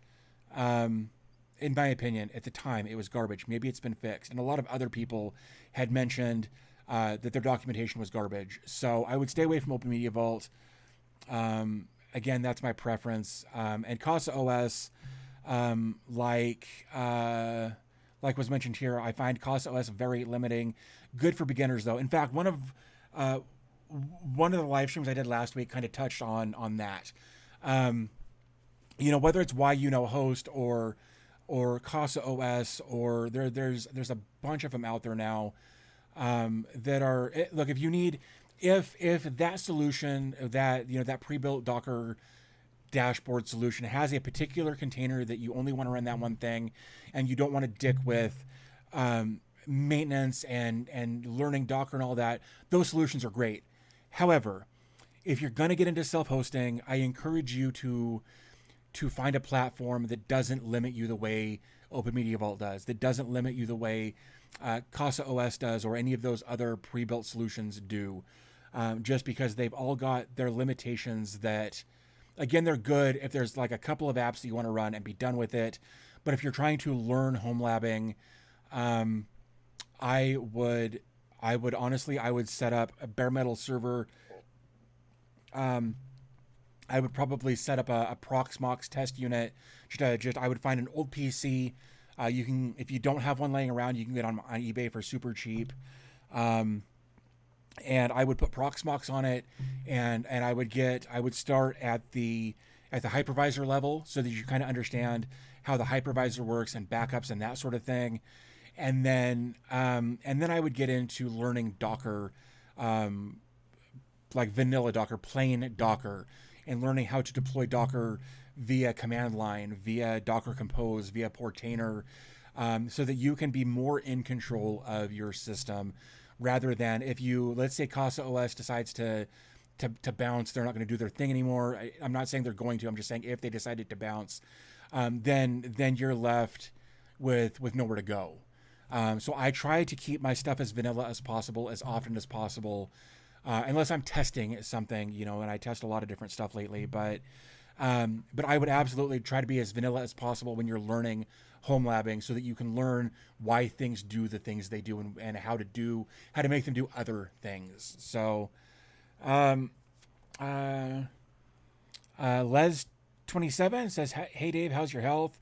It's better. It's still not great, but it's better. And my physical health was affecting my mental health, and my mental health was then affecting my physical health. I was downward spiraling, and then there were 2 deaths in the family, and then I had to have surgery, and it was just, July was crap. August, now that it's almost over, is better, and hopefully as we continue on, things will get progressively better. Yeah, I don't like either of them. I switched from OMV to TrueNAS Scale, run it on my NAS, and run VMs on it like all my, I have, like I said, I've got TrueNAS Scale installed on a device right now, and I made a couple of videos about it, and then, I don't know, I guess I lost interest in TrueNAS. I know it's a big thing. I need to take a look at Unraid, so that I can take a look at, just so I've got, more under my belt there. All the media stalker stuff. Depends on what you want to do with your home lab. All solutions can fit someone's. Yeah, I agree with that. Could you or anyone else explain people spinning up a VM to run Docker? Yeah. I can give you my setup, right? I mentioned earlier that I've got a Proxmox high availability cluster, and I've got 3 or 4 Proxmox containers, not VMs, but containers running on that. And you could do a VM if you wanted to, but I like to use the containers because they share the OS kernel, so there's less overhead. You don't have to load that in when you do a container versus a VM, right? So, so the reason I like to spin up a VM on Proxmox anyway is so that what I'll do is I'll deploy a Proxmox container, then I'll install Docker and possibly Portainer on it, and then in that Proxmox container with Docker on it, then I will install the container for that Proxmox container, right? So In my Proxmox high availability cluster, one of my Proxmox containers is Vault Warden. Once Vault Warden was up and, or once the Proxmox container was up and running with Docker and all of that, I installed Vault Warden on that Proxmox container. And the reason I went so nesting doll with that is, again, for the backups. So let's say I had dbtech.fans, which is a members site where people pay me money every month to be a member to get early access to my content. Yes, this is a shameless plug. You go to dbtech.fans, you can pay however much you want to pay to get early access to my content, and no ads in any of the content, right? So no baked in ads, no YouTube ads, none of that. And let's say I had dbtech.fans and Vault Warden and Bookstack, all running in one VM or one Proxmox container. And let's say let's say my Bookstack crashed and I had to restore a backup of it. In order to do that, I would also run the risk of overwriting membership data of my dbtech.fans Ghost site. I think it's run on Ghost anyway. But the reason that I'm so granular with each Docker container having its own Proxmox container is so that if one of them crashes or gets compromised in some way, I can roll back that one Proxmox container with good information, the last known good information, which would have been yesterday, and not run the risk of affecting any of the other containers in my server rack. So it's definitely for the granularity of the backups not affecting each other if I have to restore something. Let's see.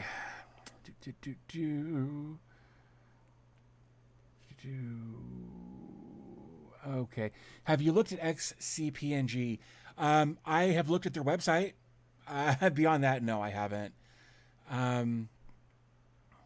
Let's see. On the TrueNAS, Fixbit says on the TrueNAS Scale side, I did it because when I set up TrueNAS Scale, did not run Docker containers the way I wanted it to, so I used a Debian VM for it. Elsewise, depends on the need. Yeah, 100%.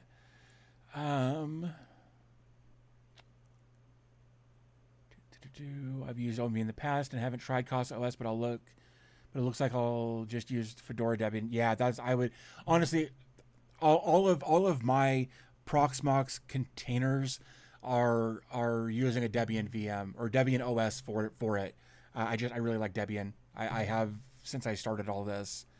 JD, appreciate that. I might hit you up for that. I still need to do the 30-day trial just to see if I like it. Shlomo says it's so good to see you have a positive mindset. Thanks. The reality is, like, I'm a dude that built a studio in his garage, and the reality is, I'm just a normal dude, just like probably everybody else in here. I don't mean to exclude the women that might be here, but I have my bad days too, and on my bad days, you know, I can be a real dick. So I try to limit those days, and I try to regulate my mood, we'll say chemically, as necessary. Next time I want to spend a chunk of money, I'm going to get a tape backup. I mean, if you're going for long-term cold storage, tape's the way to go, man. I may have to look into Unraid. I've never done anything with it yet. And, man, no need. I already have a few NAS systems. I don't really need to speed versus... Yeah, okay. Let's see. Good to know you're doing better. Wishing you a speedy recovery. Thank you. Appreciate that. It's been a long recovery, and of course ebbs and flows, just like everybody's life does. You know, some days I can't get out of bed because I hurt so much, or I feel like garbage as a result of the Wegners. And other days I feel like I could take on the world and nothing would stop me. But you know, everybody has those days. Definitely a good reason. You have a few different layers. You should make a video about it. Dracula, can you be more specific about what I should make a video about? Picked up a few 4 terabyte NVMe during so I'll be using with TrueNAS. Whew, man, that's gonna be a lot of storage. That's awesome. In your setup, you use LXC container, and you can run your Portainer in your setup to connect with your other containers. If I'm ever in a situation where I need to connect containers together, I will put all of those containers, all of those Docker containers in a single Proxmox container. Like, you know, if I like Bookstack, for instance, is the Bookstack container as well as a database container, for instance. So there are times where I will have a couple of different Docker containers inside a Proxmox container for the sake of simplicity, but for the most part, I try to keep all of my individual applications, including their databases, in separate containers, and none of my stuff ever really needs to communicate with each other. Let's see.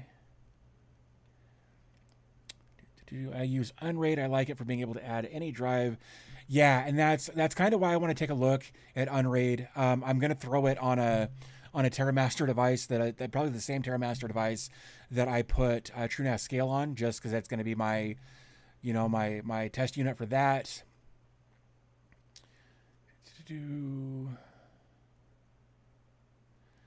Let's see, what else do we have here? Tape is awesome.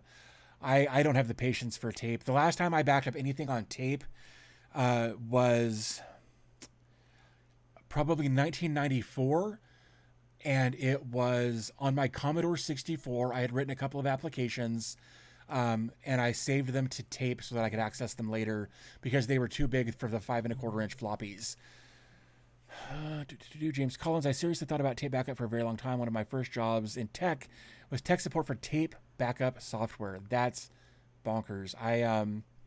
I've seen some tape backup stuff. I've never experienced it. I'd like to. I would love to back up all of my stuff to tape and send it somewhere else, just so I've got that 3-2-1 thing. Okay, let's see. Video about your setup, Proxmox and Docker containers. You mentioned. I'm curious about it. Did you mean running an LXC inside of it or stuff differently? I'll make a video about it that'll explain. Thank you. And I know you said it's Debian base, but what is a Proxmox container? It's different. I may be using Proxmox container interchangeably with LXC. I'm honest. I'm getting tired. It's been a rough couple of days. But yeah, so that's all. Again, I'll cover that in the video. Want higher drives, not just 5, but I'm looking at Amazon. Haven't done anything on eBay yet.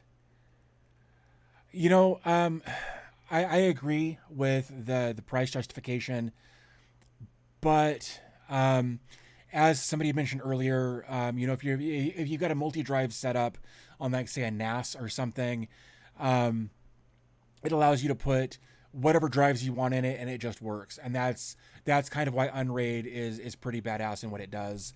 I need to get more familiar with it. I need to go through the install process and the setup process and all that sort of thing, and I haven't yet, and I need to. I feel like I missed something there. Go multiple mini PCs or Proxmox VM server for a home lab. Rashed, that's a good question. I have both, and I'll cover this in a video. I think that's going to be an upcoming video here. I've got 3 Zima board single board computers running my Proxmox cluster. I've also got an old workstation desktop unit that I have Proxmox on, that when I'm doing testing or when I'm making videos or whatever, I use that as to not interfere with my cluster. But you know, I've also got a NAS that's got Docker and a bunch of other self-hosted Docker stuff on it. You know, I've got several, you know, little mini PCs laying around. Like this is, I showed this one earlier. It's been sitting on my desk forever. This R86S. But I've reviewed a couple of Ace Magic and a couple of others lately that would make great home lab servers. Hey, Mal, come here. Hi. That's a good girl. Anyway, That's smudgy again. Best NAS solution for a Raspberry Pi. Man, that's, oh, you know what? Man, I have one. Um, give me like 30 seconds. I'll be right back. I actually have a solution for this.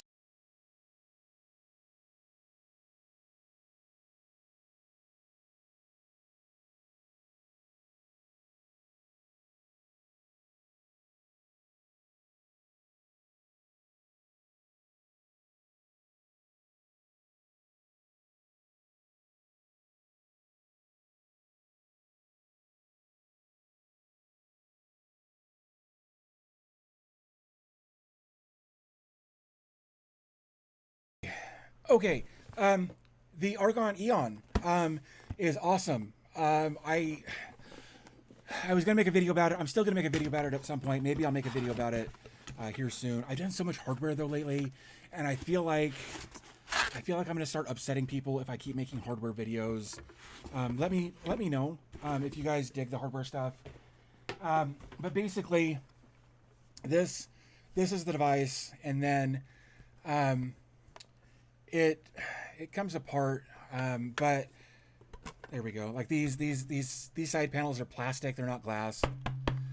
Um, but basically, the way it works is you can put two and a half drives or two 3.5 inch drives in here. There's SATA. Your Raspberry Pi goes in the bottom down here. All your I/Os on the back, including your GPIO, if you've got any use for that. The whole thing ends up being a heat sink of it all by itself. There's a fan right there up at the top to kind of keep air moving through it. Um, Again, it's got everything you would need, and it's a metal case. It's a heat sink. But yeah, I would probably go this way, and then find an operating system that you dig, whether even if it's Open Media Vault. If you're just looking for a NAS, you can use Open Media Vault as a NAS solution if you wanted to go that route. You can set up shares and permissions and all kinds of stuff with it. So it's kind of up to you how you want to handle that. Let's see. The Argon Eon is a really good device. I've had in stack for a while. Yeah, they've been pretty popular for a while, and of course when the world shut down for a while and supply chain issues happened, Raspberry Pis were so ridiculously overpriced, and part of it was for good reason because of the supply chain shortage, but then there were the scalpers who were extorting people, and I hated it. So I quit doing Raspberry Pi content because of it. Now that they're coming back down in price, I may start doing some more Raspberry Pi stuff. Um, let's see. Rashid says for sure I've been looking into 5-volt mini PCs like Orange Pis and Dells. I don't want to deal with AC to DC conversion for efficiency. Yeah, I get that. Um, I did a video on the Umbrel Home the other day. In fact, I did two videos on it. One was just I thought it was overpriced, and then I did a teardown on it and was kind of upset that they were. I felt like I'd been misled a little bit, and I felt like there was a bit of a disconnect with the way they were marketing things versus who their intended target audience was. I covered that in the videos. If you want to go check those out, should be fairly recent on the homepage there. Matt K, hey man, thanks for stopping by. Appreciate you being here. Eric Lindbergh says that's pretty slick. I'll have to check it out. I've been looking to use my Raspberry Pi 4 that's been collecting dust for something useful. Absolutely.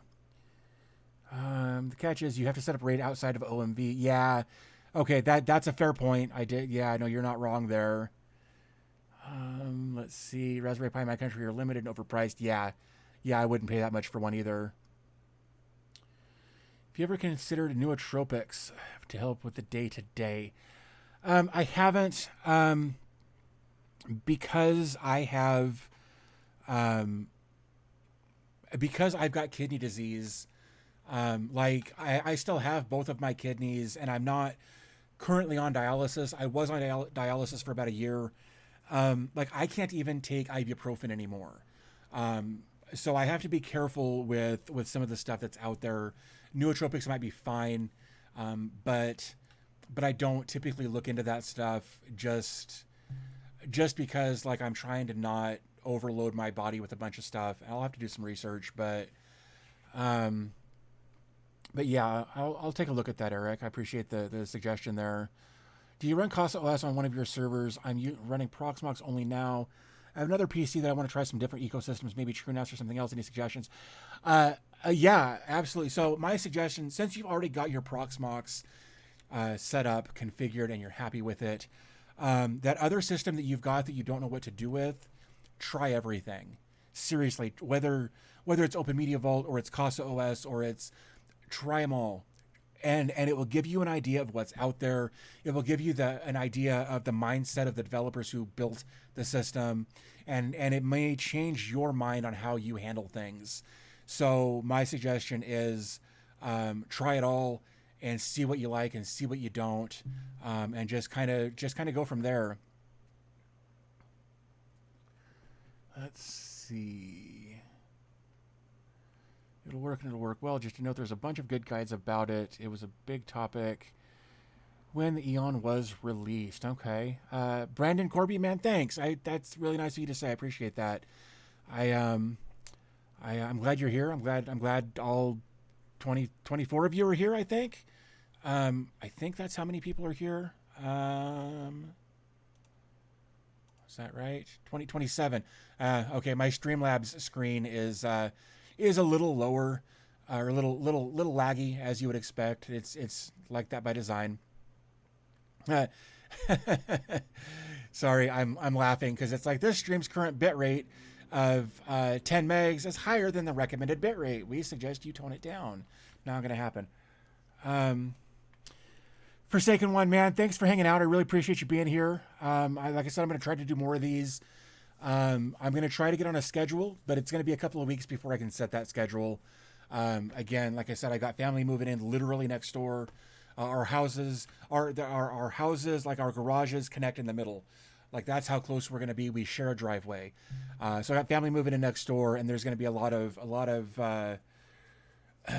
stuff going on over the next couple of weeks that may impact my ability to do regular live streams, but I'm definitely going to try to do them.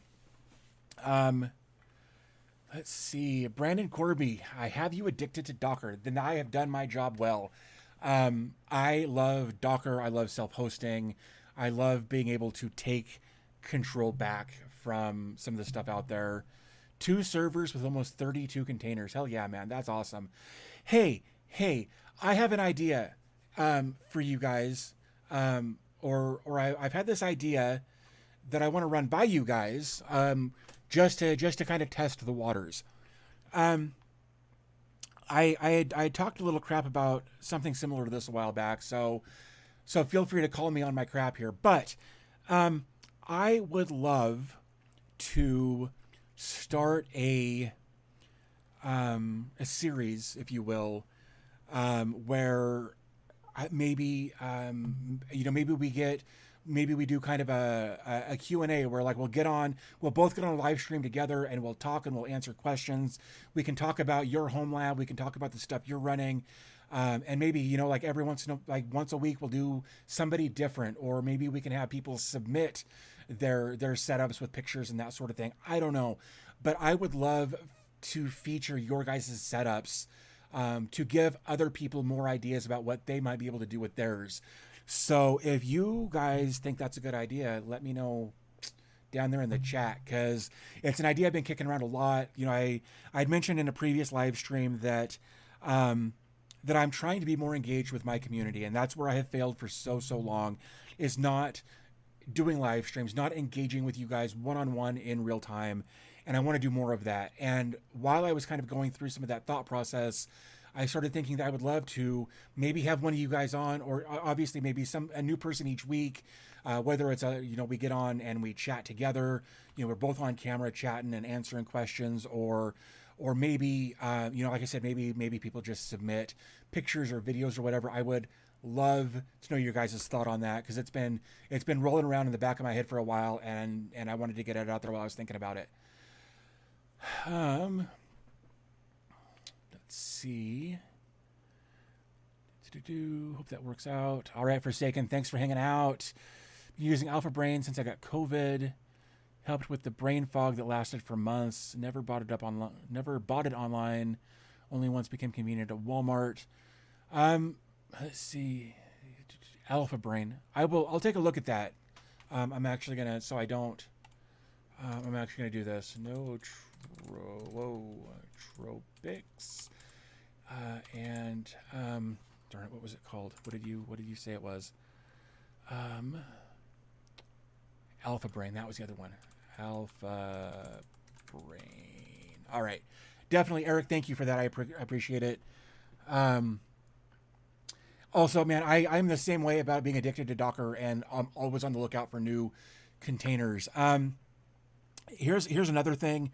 If you guys find a container that I haven't covered and you'd like me to, you can. I think there's a spot in my Discord for suggestions. There is a suggestions area. You can also email me, david@dbtechreviews.com. I'm always interested in finding out, maybe I've missed something that you guys want to see more of. Rashid said, would you dive into OpenSF PF? No. Here's the thing. Tom at Tom at Lawrence System. Sorry, I'm really fading here. Tom over at Lawrence System does such a good job explaining pfSense and OpenSense and all that stuff. And I'm the Docker guy. I am not the firewall guy. So let's see. Basically becomes a podcast, though. I don't disagree with that, and that's kind of why I wanted to run it by you guys first. Maybe we'll try a couple of different things. Maybe we'll do a live. I know that Collins, my admin moderator over on Discord, said that he would jump on. Eric says he would jump on. So maybe we'll try a couple of live sessions. Maybe we'll try a couple of, you guys submitting like the roasting your desktop kind of thing, but not necessarily roasting, but sharing, of course I'll put together guidelines and all kinds of stuff, but that'd be a cool series. Good. I'm great. Glad to hear that. Okay. Question that I've been going through Portainer, which I like, but every update my stack says wasn't created in Portainer limited control. I have seen that problem before, and basically what happens, there's two different ways that can happen that we'll talk about. There may be more, but two specific ways that might happen. If you deployed a container via command line, whether it's an actual command line or whether you're deploying via a Docker container in a terminal window, and then you go over to Portainer, anything you've deployed via SSH or outside of Portainer will always show up that way. Wasn't created in Portainer, limited control. Those will always show up that way. Also, when there's an update for Portainer, it sounds like what you might be doing is, Portainer has its Portainer Docker volume where it stores all of its information. It sounds like when you're doing your updates, you might be deleting that storage pool, that volume, and that may also be causing the issue when you do a Portainer update. What you want to do is stop Portainer and remove Portainer, and then pull Portainer's latest, and then redeploy Portainer, but leave the volume alone so that the volume never changes, and that way you will. When your Portainer updates, it won't. It'll still have all of the old data, and it won't say that all of the Portainer or all of the Docker containers you created in Portainer weren't created in Portainer. Hopefully that makes sense. So anything that's created outside of Portainer, or if it was even created in Portainer and then is re-imported into a new version of Portainer, that can happen. So be careful when you're updating Portainer. Don't delete your Portainer volume. Let's see.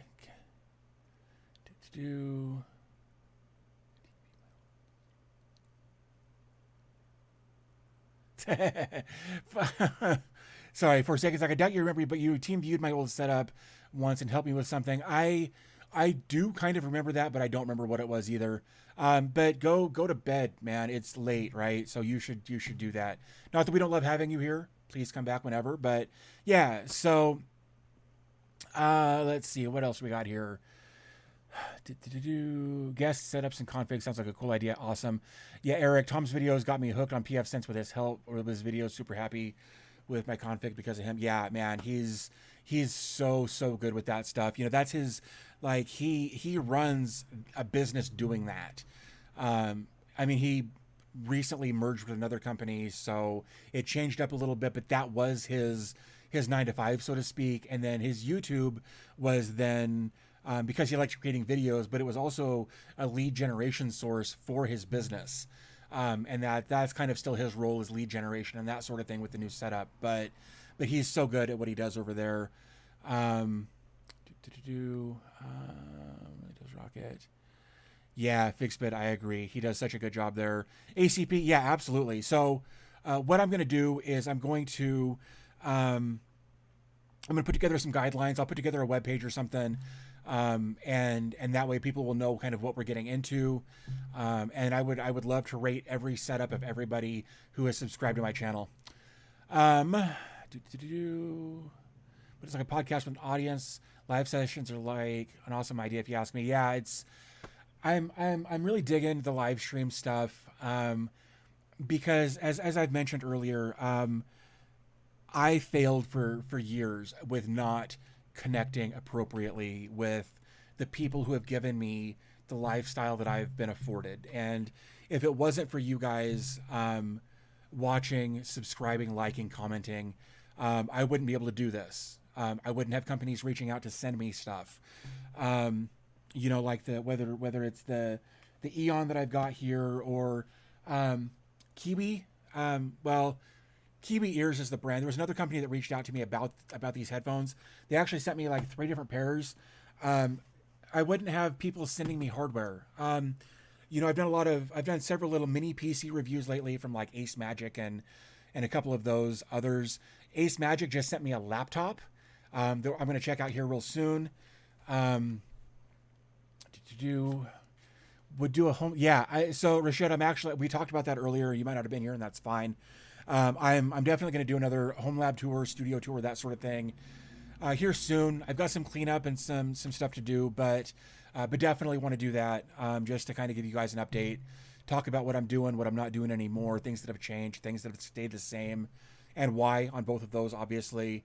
I may have to do 2 separate videos, maybe not, where one is hardware and one is software, but we'll see how that goes. Brandon, dude, thank you so much. I appreciate the super chat. Like that's, I never want to be an e-beggar, but of course, you know, I appreciate the donations and same thing from Fixbit. Thank you both. I really do appreciate that. Yeah, my Discord link, I can share that again. If I can find the right thing, this and that, there's Discord. And since I'm at it, copy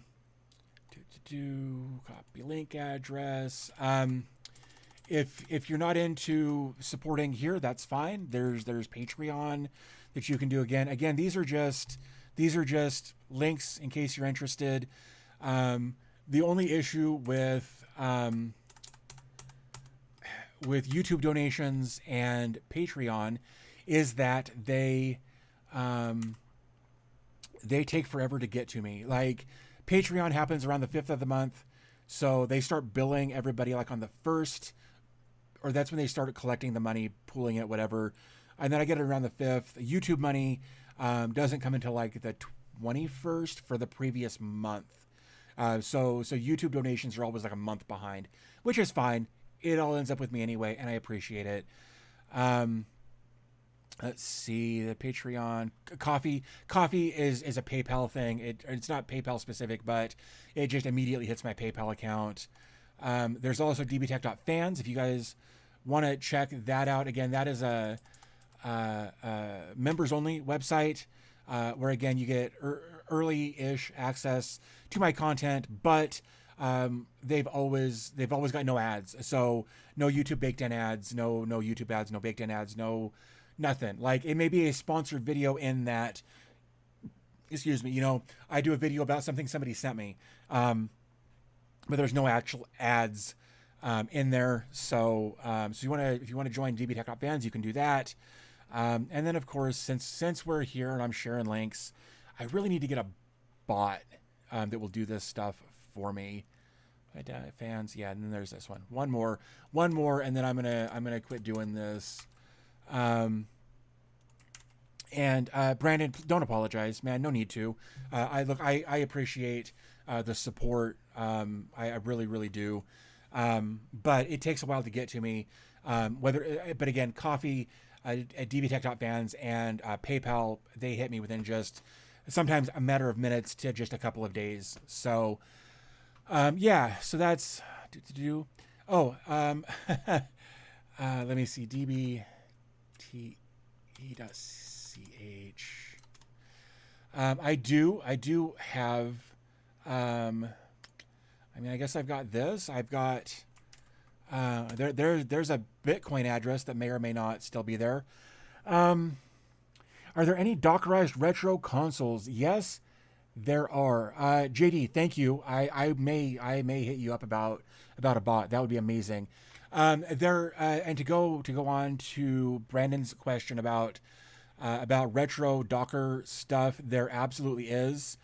And I actually had some fun with it when I did one. I got to get back over to here so I can find it. Let me see here. Retro. Yeah, there it is. With emulator JS. That's the one we're looking for here. I'm going to share this link. Copy link address. There we go. There's that. That is retro.js, I think. Let's see. Nightbot is good for that. Yeah. I'm actually glad you mentioned that because I could not think of the name of that bot. Trout Nerd. I hope I got that right. If you're here, thanks for subscribing. Appreciate you. Fixbit, if you want to, man, that'd be great. That's completely up to you. But yeah, there's a bunch of different ways you can support. I hate asking for money. I feel icky, but you know, I know it's part of the gig, and maybe I got to get over that. But yeah, there's you can always do that if you want. But again, watching, honestly, man, if I could snap my fingers and have any wish come true, it would be to get more views on my videos, if I'm being completely honest. Like, the money obviously pays the bills and that sort of thing, but the more views I get on a video, the better deals I can work with sponsors, the more deals, or the better arrangements I can make to get better hardware to view. So yeah, so like, it honestly, it's the views is what I'm really trying to push for, I think, the most, because again, the views give me more opportunity in the grander scheme of things, but I never say no to donations. So, okay, that's that. Brandon Corby says, sounds like I need to build another server. Twist my arm, why don't you? Yeah. I've set up so many servers over the past few years for all kinds of different reasons. Volume will bring more views.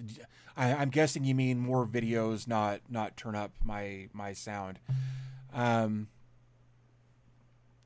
Let's see. You're in business. I rather the host of the ads rather than the YouTube random inserts. Yeah, you know, I kind of go back and forth on that. I know that there are ways, there's, you know, sponsor skip and all these different plugins and add-ons you can get in your browsers, but the reality is, there's always a way to watch my videos without any ads at all. Again, whether it's Patreon, becoming a channel member, or joining DB Tech Bands, joining any of those options, you'll get access to my content with no ads. So kick that around how you will. Making servers is fun. On a side note, the office is hot. Yeah, absolutely. the first live stream I did last week or whatever, I was sitting there just dripping sweat. My studio was like 90 degrees Fahrenheit, obviously 90 degrees Celsius, and we had to be dead. But yes, more vids. Sorry, I'm in business. Volume means quantity to me inherently. That's absolutely fair, and I figured that's where you were going with that. But I wanted to clarify, because I've had people complain that my live streams are quieter than my videos. So yeah, reach out to you. Much more on my end. Love to see a home security server built out of hopefully an IP camera company where we reach out to you. Yeah. Like I said, I've got the Wise cameras, and there is an RTSP firmware that I can load onto them, and then I could set up an NVR, and maybe I'll make a video. That might be a fun idea. I know that there are a couple of NVR Docker containers out there that I might take a look at. How many servers is too many? That is all subjective. Like I had so many things plugged in for so long, running constantly nonstop all of the time. And then I realized I was just wasting electricity. I was able to consolidate some stuff, move some stuff around.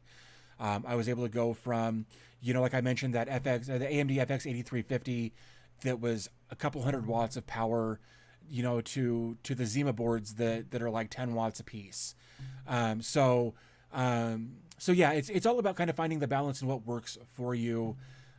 So again, how many is too many is definitely subjective. And Dracula's, yeah, for me, it's when I start running out of space in my room. Yeah, I've got, like 100 and my studio is about a 10 by 12 room, that I built. And, yeah, I'm always moving stuff around to find more room for more stuff. I've actually, I don't know if you guys watch Jerry Rig Everything, but Zach did a video. Zach is Jerry Rig Everything. Anyway, he did a video recently where he showed his overhead setup. He had actually used like a DJ light stand to mount cameras and lights and all kinds of stuff. And then I realized he makes a lot more money than I do, and he can afford that, and I cannot. I would love to do something like that, like he's done. Just because it would give me more space, I could hang things more betterer, But I'm definitely looking. I'm always looking at changing things up and seeing what I can do differently and how I can optimize stuff, things like that. I'm always tinkering with something with regards to my studio or my home lab or my desk. Like I'll just. NBA is kind of falling off. Let's see. Brandon says, "I love Plex, but I've been repping Jellyfin, I think." I've never actually repped Jellyfin, I don't think. I might have made a video about it a long time ago. I rocked Emby for a long time. I actually paid for the monthly subscription fee and the whole bit. But yeah, they started falling off real hard lately. So I went back to Plex. Honestly, I've got a lifetime pass that they comped me. I made some content about one of their products, and they're just like, "Here, have a Plex pass." So I have a 42U rack half full. I think mine's 27, and it's pretty full. I've also got a 10 and a 15, I think, but I might be remembering that wrong. I know each have a pro and a con, but migration from Plex to Jellyfin, worth it? I can't answer. I can't. Somebody else might be able to answer if a migration from Plex to Jellyfin is worth it. Oh, yeah. I mean, they've all got their pros and cons. I know that Jellyfin is more FOSS than Plex is, for instance, and that sort of thing. And that's, I know a lot of people are all about that. A lot of people want the free of it, and they don't want to pay a monthly subscription fee to get all of the bells and whistles. But at the same time, I kind of go backwards on that, in that, like with Emby, while they were still doing their thing well, they were optimizing, they were updating, they were adding new features, and they were doing really well. Plex has taken it to the nth degree, in my opinion. They have they have really added too much, and it's become a monster. And like I've unpinned and disabled so much stuff. Like I don't care what third-party services I can connect to. I don't care what free channels they've got. I don't care. Like I have a home media server for my stuff, you know, and I don't want to use I'm trying to get away from Netflix. I'm trying to get away from, like, I still need to cancel that. It's funny. We only had Plex like the last 2 years. We only had Netflix for the last 2 years because the neighbor lady next door used it, and we rarely ever used it unless it was to watch a comedy special. But we're not using it anymore, so it's time to cancel it. I've had Netflix since 2006, I think. It's gonna be weird to cancel it after all this time. Let's see. Five Dell. Yeah, sitting in a hot room with 5 Dell servers. That sucks. Jellyfish became the darling of the open source for a while. Yeah, and again, it was because it did everything that MB did, but it was, you know, free open source software, and a lot of people really wanted the free aspect of that. Let's see. I think Jellyfin had promise. It was lacking core capabilities, specifically mobile apps, streaming device apps. Yeah, and I think maybe that's why I didn't ever go the Jellyfin route. I think I looked at it and I think I had the same issues as not a lot of apps and that sort of thing. So and I've got Plex is on absolutely everything. So that's what I use. I dig it. It's easy for friends and family to use when they're here. Never have an issue with it. I had an issue with it for a while. A couple of years ago, their remote authentication servers had crapped out for a while, and I couldn't even log into my system to change the settings to not have to use their service to log in and out. It was a mess. So I started with Plex, went to MB. MB started crapping out, went back to Plex, and I haven't had any issues with it since. Let's see. Plex family is used to. Yeah, and really, I think honestly a lot of it has to do with just getting familiar with something and not wanting to break the status quo. If you share your servers with other users, specifically non-technical users, it's really hard to get those users to use Jellyfin. Yeah, when I had MB set up, I had a couple of friends across town. I gave them access to it, and they hated it. They had so many issues with it. When we switched to Plex, all their issues went away. A video on self-hosted OAuth would be sweet. If it doesn't already exist. A self-hosted OAuth I haven't done, but that would be pretty cool. Self-hosted OAuth, if I could spell OAuth correctly. Let's see. A month ago I installed an air conditioner, and it makes a huge difference. I can keep my environment cool when it works. Yeah, so it's funny that you mentioned that, Dracula. I've actually thought about putting in it's called a mini split or something in the studio, just to help keep that cooled off. But they're kind of spendy, and right now I'm financially recovering from having to go to Idaho 3 times in the last 4 months, and all of that. So I'm not in a position to be doing any big changes like that at this point. But I would love to get, like I said, a mini split in there. To just so I can climate control that room individually, because that was just part of my garage. I tore down the drywall that was in there. I ran all of the electrical. I did all of the framing. I did all of the insulation and the drywalling and the painting, and it's the first time I ever did any of it. And you can tell by looking. That's why, honestly, it's one of the reasons I keep the studio behind me dark when I'm making videos in there, so you can't see how bad my work was on all of that. Think about, let's see, your site structure. Let's see. Would you think about making your own stack maker on your site? Basically, click the containers you want. It builds the YAML with the structure. I mean, that's kind of a cool idea.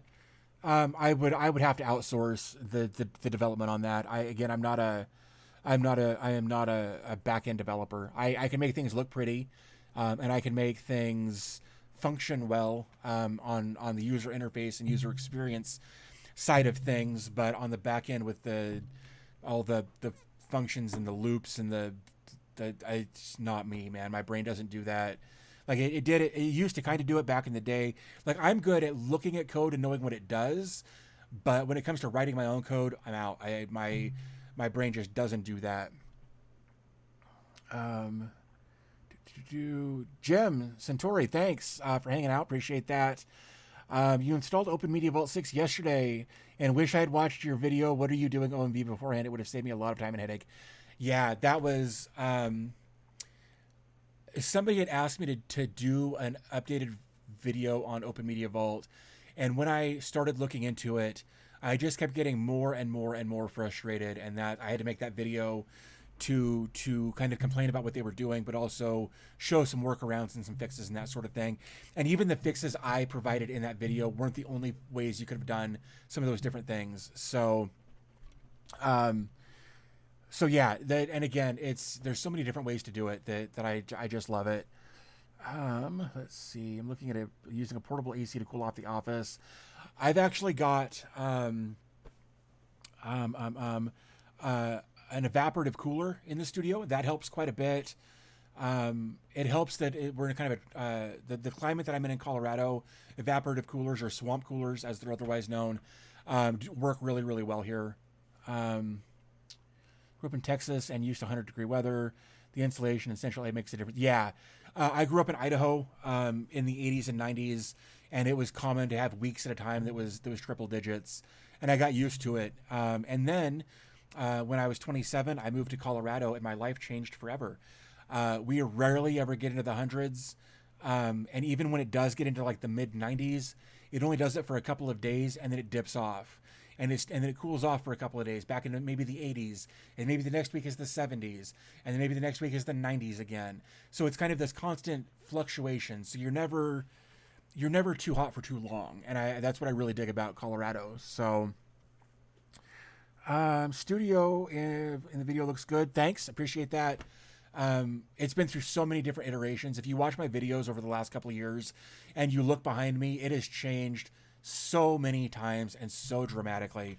But I love being out there. I love tinkering, and even when I'm not recording videos, I might be doing a 3D print, or I might be using my laser engraver, or I've got so much stuff out there to keep me occupied that I really do enjoy being out there. Being a front-end developer, why the hell do so many self-hosted apps look blocky like they are from the 90s?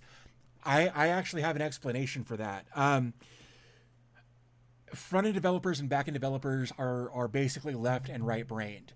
I am typically, and I can remember which one it is, I am typically a very analytical person.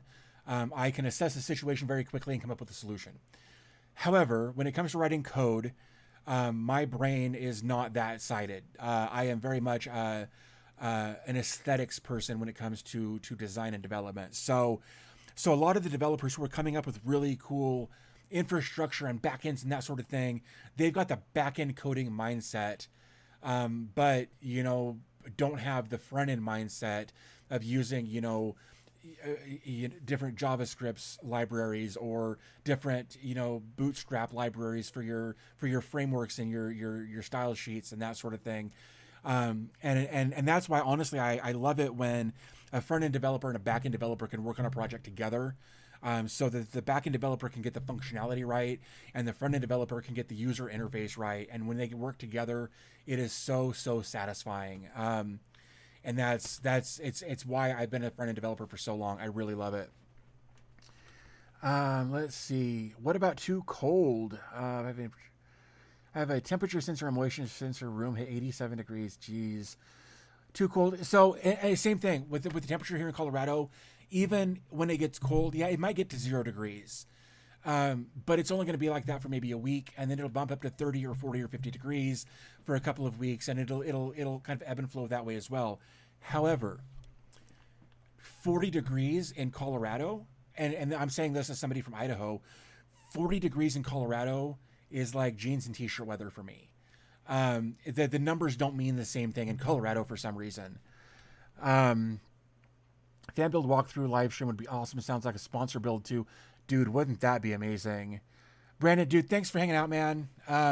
Really appreciate you hanging out. The donation was awesome.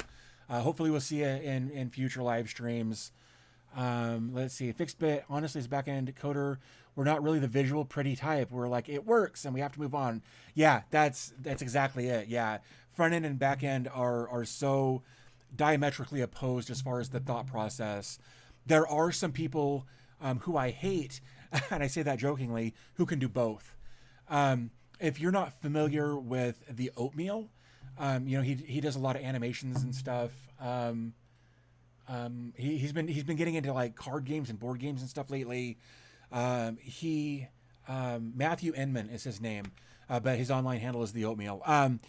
He is also from Idaho, but he is also a front end and back end guy, and his sites look good and they work well. And I envy the crap out of that mindset or that ability. Yeah, makes sense. Backend's not nearly as powerful as a solid front end. Most open source, yeah, and that's just it. Like you gotta have a good front and back end. And honestly, it's I've even got my wife to the point where she will look at a site, and if it doesn't look, if it has any sketch to it at all, she won't buy from them. It might be a completely legitimate site, but if it doesn't look a certain way, they're not getting her money. So yeah, no, it's the front end, the user experience. If it's garbage, even if the back end is flawless, if the front end doesn't look good and doesn't work well, it won't last long. Launch easily. Let's see. What do you recommend as a portal to launch apps easily, such as Nextcloud or GitLab? There are tons and tons and tons of different dashboards that you can take a look at. Like Dashy or Homer, or I'm sure other people in here can spout off a bunch of them as well. I've made videos about a bunch of them. I need to get in and start and create some playlists about, specifically like dashboards and file management. I need to create a bunch of different playlists that kind of cover specific topics. And I haven't done that either. Dude, those sketchy okay, so I worked for a web development company 15 years ago, and we did a lot of dental websites, and we did a lot of real estate websites, and then we were looking for quick turnover sites, just quick projects I could knock out in a day. So we started doing those lead gen sites, especially for like realtors and those sorts of people. But we also made sure that they were responsive, so they would look good on desktop or mobile or tablet or whatever. We went out of our way to make those lead gen sites not look like trash.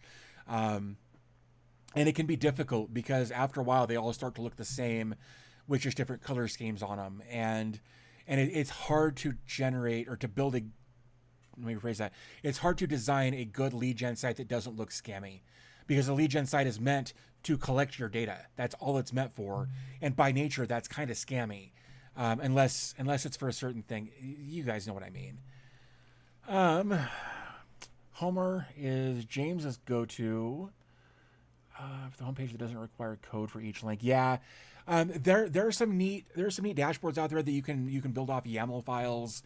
And for a long time I talked a lot of crap about those, but then I realized why some of them do. In fact, I'm currently getting familiar with Dashy, and Dashy uses YAML files to do different things. So that's something that's coming up, is a Dashy video, but it might be a little bit. Fixbit says it's nuts. I've tried to work on front end libraries, learn CSS, etc. I'm just not able to do it well. Like I can do it, sure, but I can't imagine what it should look like. That's an interesting point, Fixbit. I was a front end developer. I was not a front end designer. Whether I was working for a web company and we had a designer, or I had my own business for a while doing web development, I contracted a designer. So I didn't do design. I'm not a good designer. I'm not even a good developer anymore. But even does front end design versus front end development can be two different brains as well. So,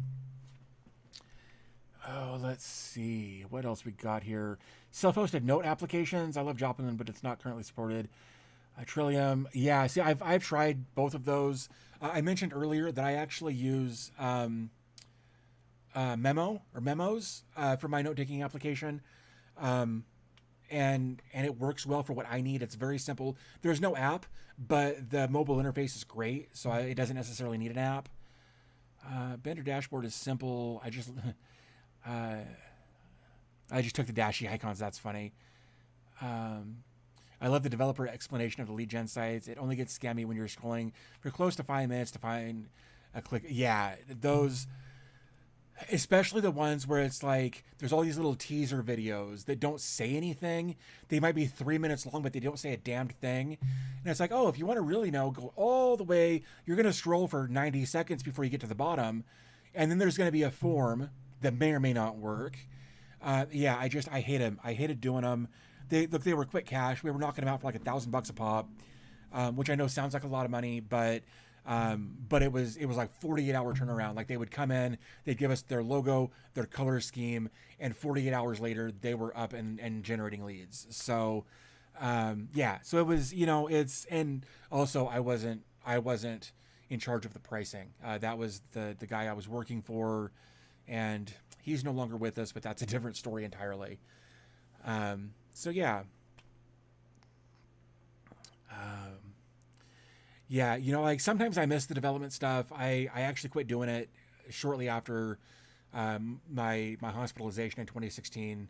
I had an episode of Press, which if you don't know is encephalopathy. Basically, my brain swelled up, and it caused a little bit of brain damage. And it's funny, even now I recognize I'm talking fast. This is how I talk in my everyday life. And when I deliberately, slow down and I start talking like this so that the everyone else can kind of keep up. And I don't mean that to be in a derogatory thing, but when I'm talking slow like this, I lose track of my thoughts like I just did. So anyway, yeah, and I lost where I was going with that.